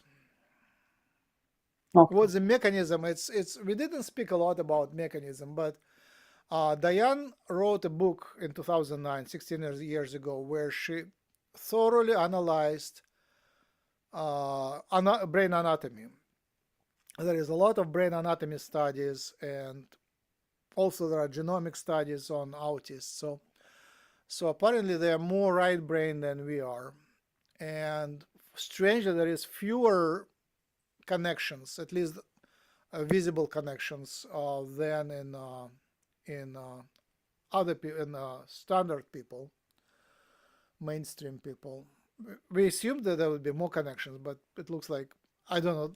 I still question it. How well was that established? Maybe there is fewer connections in one place and more connections in another place. And then she goes brain by brain, brain area by brain area, and she notices that there is a remapping of things in the brain. But clearly they have undeveloped speech centers and speech brain structures. So it's strangely, like when you do psychedelics like LSD and mushrooms and even marijuana, there is not that much telepathy happening. Some people report telepathy, but neither brain machines, which is proscient mind machines, neither psychedelics. It doesn't look like there is a simple way for us normal people, voice. They call us voice users. For the voice users to gain telepathy, you have to really become kinder, get more integrity, more harmonious, cleaner, purer, happier. Yeah, happier. Yeah, I think to be telepathic, you have to be like mindless and disconnect from the ground culture and get into the higher state. You have to be high to become telepathic. And for us, it's hard to get high. I think you have to have like they have caregivers. If we are placed in a place of where there are caregivers who maybe, how do you call this, sanatorium, where you don't have to worry about your life anymore, get out of responsibilities, be completely responsible, then maybe it will be easier. I'm not sure. If you're not pumped with drugs, yeah. Yeah. Not exactly. I hear you. I have got to go downstairs, Sure. and so I'm so happy I came across your webinar today. I'm sorry Thank we're late. I'm sorry we're so late. I will talk to you soon. Thanks. Bye, All Christy. right. Thanks for coming. Thank you. Bye-bye. Bye-bye. My brain just went blank. Go on, Max. Sorry. I know what it was. I was going to talk to you about vibration and DNA, going on more about that, and this intuition bit. So something I've discovered with EDS brains, because we are literally, EDS people are literally less dense than other people. We have less physical density than other people. We tend to be a lot more sensitive to sound and vibrations of all sorts. For a long time, I was wondering about the off-planet ramifications of, I'm sorry, I need more caffeine. Go on. I give up. Yeah, collagen is certainly one of four structured proteins: actin, tubulin, collagen, and DNA. DNA is not a protein, but four main structured substances. We have a microscope which can read collagen just by vibration without collagen and actin fibers without fluorescent labels. It's called second harmonic generation. So essentially, just through the vibrational properties of collagen, you can see it under microscope without using additional fluorescent dyes. Right. It's like that's very real. The vibration, I manage a microscope which has a vibrational readout of collagen. So for sure it's vibrational. So by having less of that collagen vibration, you get more of three other vibration: tubulin, actin, and DNA vibration. So these are four. I think they're all helices. I'm pretty sure, but not 100% sure that they're helical. I'm sure DNA is helical, and microtubules made of tubulin are helical. I didn't look at actin and collagen, but I would assume that's kind of given if they are fibers and they're vibrational, so they must be helical. So then we can look at the structure of these helices. Some of them are right-handed. DNA certainly is a right-handed helix, and one of them is certainly a left-handed helix, but I just never paid attention, so I need to look it up. So maybe it's a ratio between right-handed and left-handed helices, so that would be another factor. But they all define the structure of water around them. So it's what happens to the water which reads and reflects, kind of copies their structure. So it has to be water structure. How do they change the water structure around themselves? Yeah, one more therapeutic device which I use a lot. I speak as a PhD, not as a medical practitioner, and that's red lamp. You can buy them for $35 on Amazon.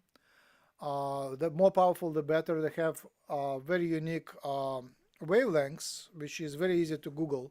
It's 660 and 850 nanometer combination LED lamps, and it looks like just a bulb, like black bulb with white screw and black outside. It's kind of, it has this plane, so you can see it's like do do do do do do do do, and they're made for plants and humans, and you just put it in a regular light fixture, and about 20 minutes per day, about 20 watts of pure light. They output about 15 to 20 watts of pure light, and that does miracles. That I would try, and it's reversible. So if you want to have continuous positive effect, if you have to apply it twice a day, 20 minutes. I usually, when I'm driving, I plug it into my cigarette lighter, and I have a converter, and then the lamp shines on my feet. But basically, you can try and see if you feel good, then it's pretty safe, and it's pre-approved by FDA. It's FDA kind of gave up on regulating it and said, like, this LED lamps are safe enough, so anybody can sell them, anybody can use them. So you can buy them on Amazon pretty cheap, and they work with collagen for sure. They are doing things with collagen. They help the cells to synthesize more collagen. So if you need more collagen, you can try. And people use them to make the skin look fresher, because if you shine it on the face, you close your eyes, you shine it on the face, you get more collagen in the skin on the face. Right. The last topic I wanted to discuss is this New Jersey drones. I think it's related. I think we are stepping in a new stage of human history where the UFOs are actively there. I mean, this is a not very new phenomenon. It was there around for a while, but starting from November 12th, last over a month, the drones are hanging over certain bases all over the world, and they pretend to be drones. They flash green and red lights and white light, so three lights, like green and red are flashing like that, and white is constant. But they pretend to be human-made drones, but they're clearly not human-made, at least not through modern human technology, because they hang there for more hours than it's thinkable for human-made drones.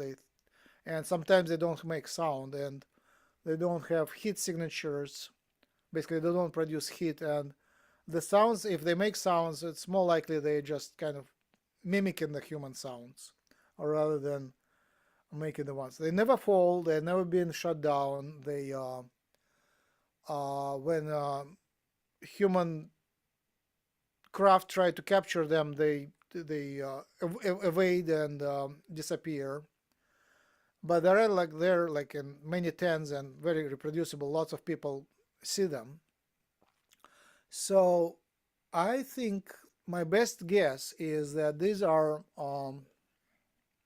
aliens demonstrating to the secret military that they wouldn't allow the next war, that they would prevent the use of nuclear missiles, because they're scanning over those and just giving a warning. And strangely, they're hanging in hours where they can demonstrate themselves, starting from the evening dusk, and leaving when people don't watch them anymore. So like from 5 to 12 they hang over and then they disappear. So the reason they disappear, I think, is that they need to demonstrate, so they show themselves at the time when they're visible. And the reason they are not demonstrating themselves in daylight, I think, is because in the daylight they couldn't pretend it to be human-made drones, because one thing is to shine lights and another thing is to be visible in the sunlight. So I think they are UFOs pretending to be drones. So the reason they pretend is to prevent forced contact. They don't want to force the contact because they have to respect human elected leaders who don't want to disclose the contact. They wait for humanity to officially announce that they're in contact with the aliens and to invite official open contact. So that would be much more beneficial. But on the other hand, they have to prevent the war, and that's why they're hanging, demonstrating that they wouldn't allow the war. So that's my simple-minded explanation, and I haven't heard anybody else making this explanation, but to me it makes a lot of sense. It's on one hand, it's forcing the establishment to disclose, to start the official disclosure. It sort of started, but very slowly. It's too slow. And on the other hand, it's preventing the war. So these are two miracles that happen pretty much simultaneously. That's the disclosure, the UFO, the New Jersey drones, and their telepathy tapes. I think they're coming together to prepare us or transition us to the new stage. Any more comments, questions? Let me look if I have any more questions on YouTube. Okay. Oh,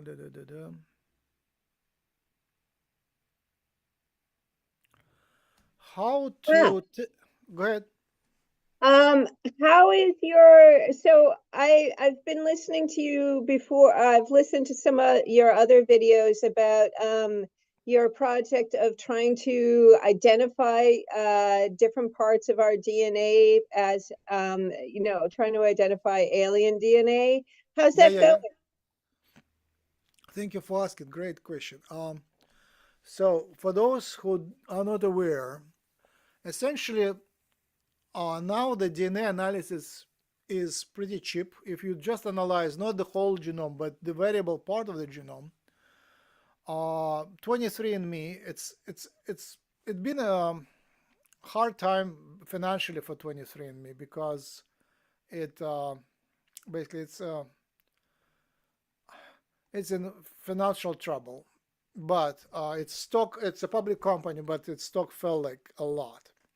So it's not clear if it will survive, but still they offer the service which is the best price-wise and information-wise. So for about $100 you can get, I'm now blanking on the number of markers, but a huge number of mutations, variations to be analyzed. Close to, I think 600, half a million mutation. And that's cheap for $100. That's a very good deal. So these are common mutations, human mutations, but that would allow us to look at the alien inheritance. And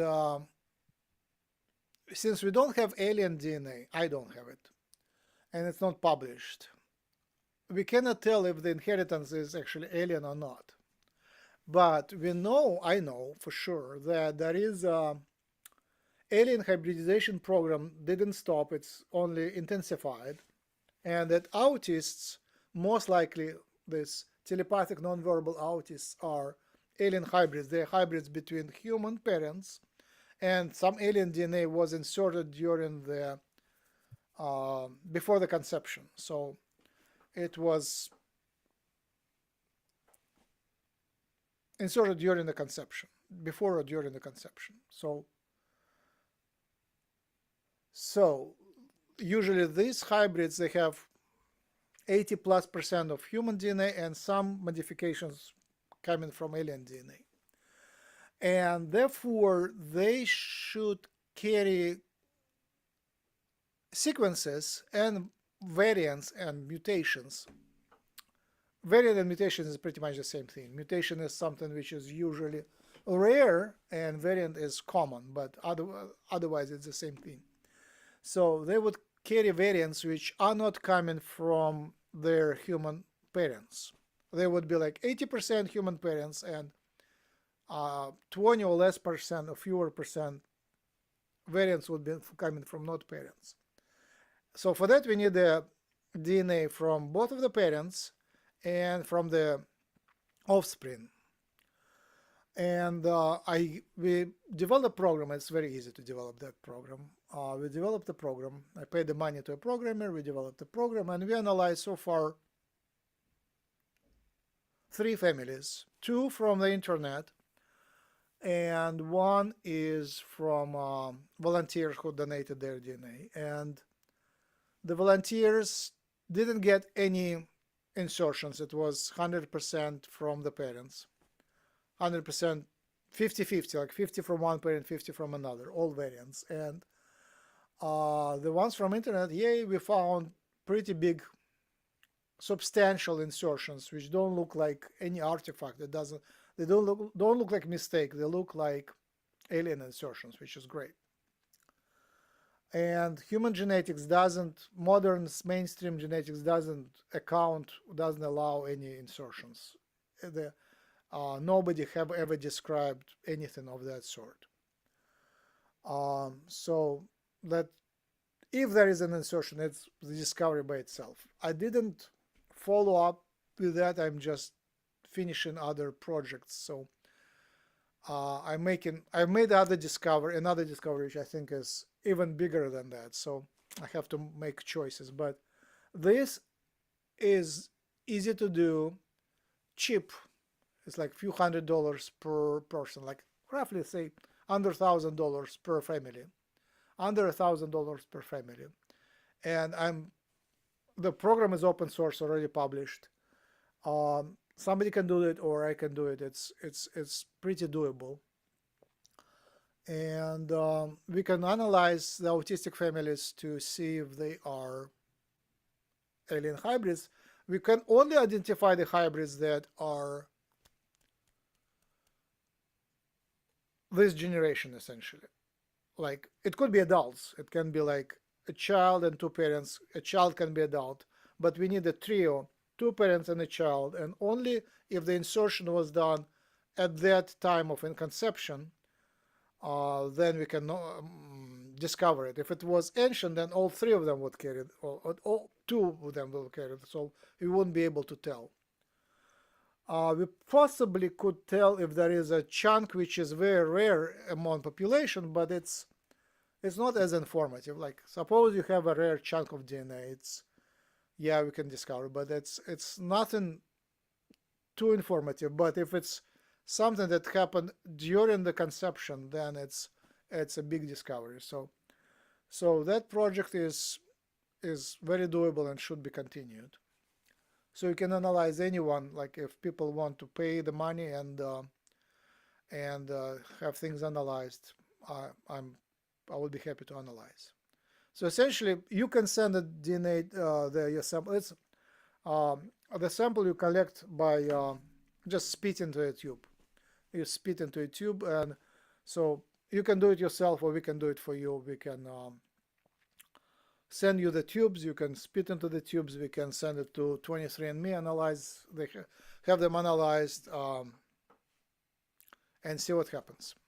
And then they send us the data. We download the data and we run it through the program and see how many % of the insertion we get. Would you like some of my DNA? I need trio. I need 3 people, 2 parents and a child. Not less than that. We can have more children, but we sure need 2 parents. Okay, I remember reading that on your website, and I have 1 parent and a brother, and I'm able to use enough relatives to simulate I have a simulated paternal DNA file on GEDmatch.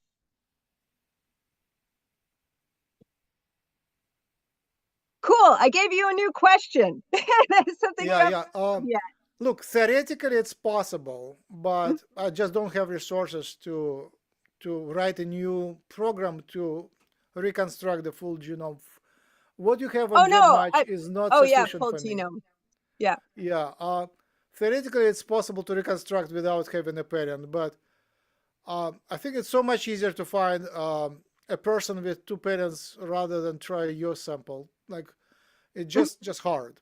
Like, I don't have. Definitely. It's a lot of time to do it, and I just don't have that time resource. But once we get it going, it would be much easier. But right now, I have not. I have 1 family waiting in the waiting line, and it's just it's work. And yeah. Find some other someone who is suspects that ideally the parents should remember being abducted, and then that's a perfect sample. An unusual child and a mother remember being abducted. It's quite frequent. It's so much easier to do that. And then we have something which is we just plug it into the system, and it's doable with very little effort.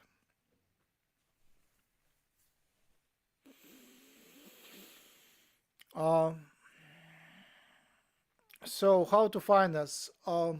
I didn't create a new website for that, but the telepathy tapes is a good keyword. You can find it on Facebook. I created a couple groups. The better discussion happens on Reddit, reddit.com. There is a couple groups, the telepathy tapes.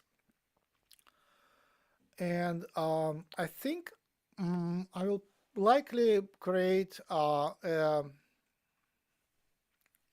landing page for that. So look on my site, maxrempel.com. I don't think I have it.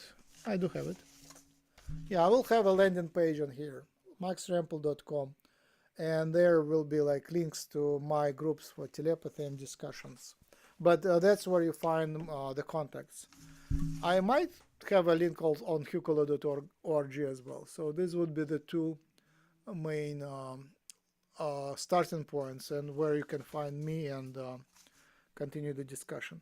The next discussion is 2 weeks from now. I will continue that 2 weeks from now on the January 18th, 2025.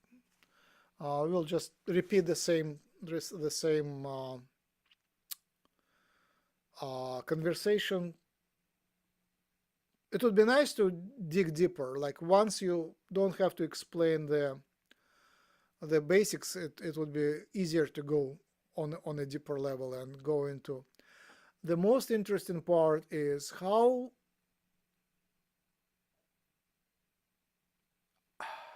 there are many interesting parts. First, how it affects the humanity as a whole. What happens to the current humanity? Second question is, how do we learn telepathy? The third question, when they meet together, they form a group, the telepaths, the spellers, they form a group, and the place where they meet is called the talk on the hill, and this hill is described, it's natural for people to meet on the hill. It's like tribes meet on the hill. The hills are described elsewhere, so that place is closed to dense people. But when you are lighthearted, when you are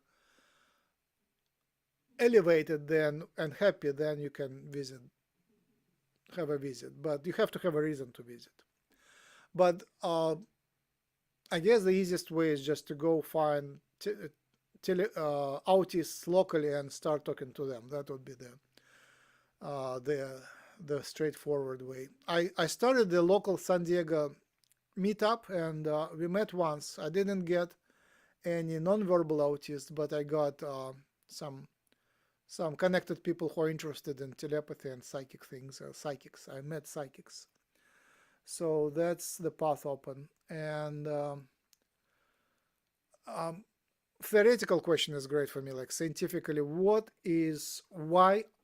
are they telepathic and why we are not? What is needed for us to learn it? Apparently, once the telepathic language is established, it's not English, it's something else. They can teach us. So basically, it's the question is, what's the procedure for learning telepathic language? Who are the teachers? How do we find them? How we do? Can it be done online? I think it should be done online. So we want telepathy. They cannot speak, but some of them can, but most of them cannot speak. So we need telepathic teachers online. And once a person learns telepathic language, then basically we start telepathic university. Yeah. So how do we establish this telepathic university on Hucolo? That's the key. Maybe there is like, do we need to use drugs, mind machines, like vibrational machines? What's the technique? Maybe what diet, what meditations? Probably we can oscillate between density and go on a clean state. Like one of the very revealing questions was asked by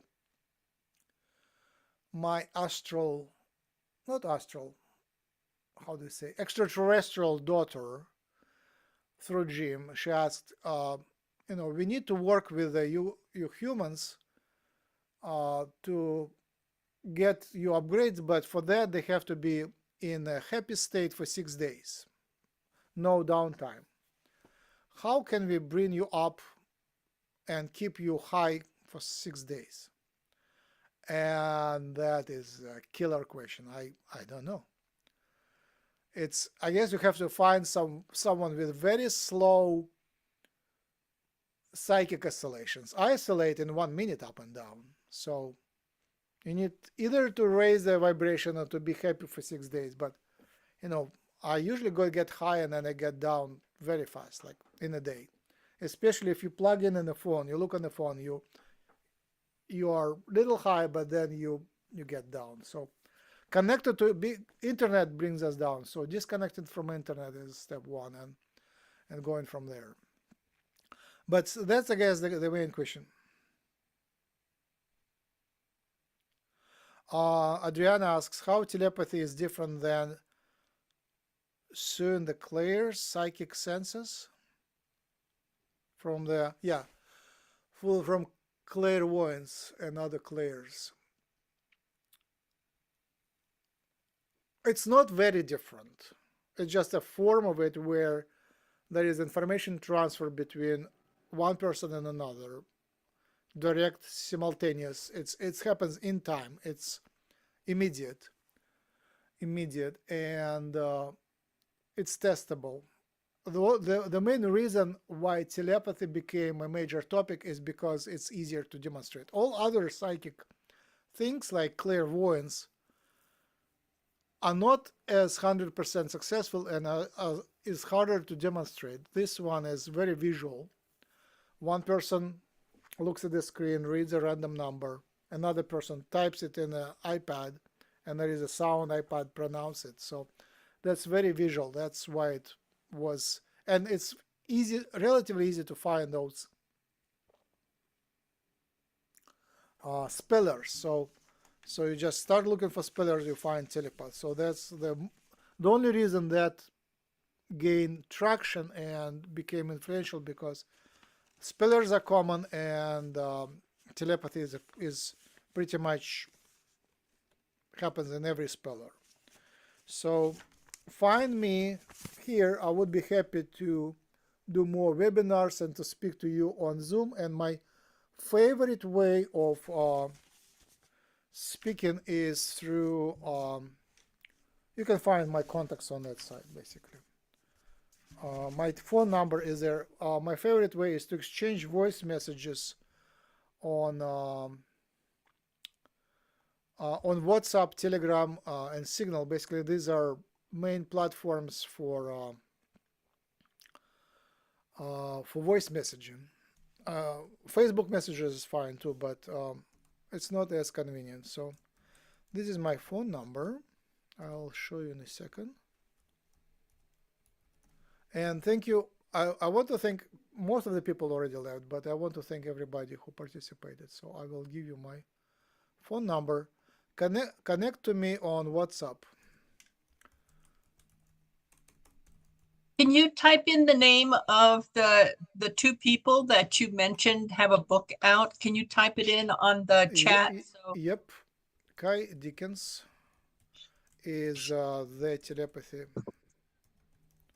Tapes podcast. It's available on YouTube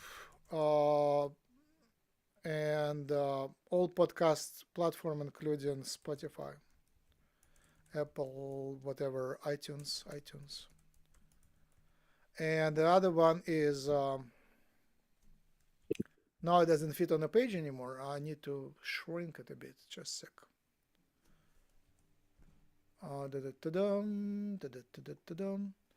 So that's why it doesn't take iTunes. I guess I miscapitalize it. It's not a big deal. Yeah. All right. And then Diane Hennessy Powell. I might misspell Hennessy, but there is P Enigma. And there are a couple of books of messages from spellers, which I didn't read yet, so I would reference them later. Okay, ready to print. Printing out. Print. Christine, thank you for coming back. Yeah, I should wrap up. Can you on the chat? Can you write? How do you spell her last name? Yeah, I will do it on chat. I will just copy it from my printout. Just a sec. Oh, okay. Yep, easy. And it's ESP Enigma, right? Yeah. That's your book. There you go. All right. So this is my phone number. +1. It doesn't focus. Yeah, now it focuses fine. +1 585 705 1400. Send me a voice message on WhatsApp, and I usually drive or cook or walk, and I just talk to WhatsApp voice messages, and I have dialogue. It's my favorite. So I have certainly I have ADHD. I cannot sit still. For me, sitting still is really hard. So typing on the computer is a hassle for me. But talking while walking is very easy. So I walk on the beach and I do a lot of voice messaging. Okay, Kai Dickens, the telepathy tapes are available on YouTube, Spotify, and iTunes. And then That's good. Diane Hennessy Powell is the author of The ESP Enigma. The first edition was published in 2009, 16 years ago. I might misspell Hennessy, but Powell is spelled right. So this is a great book.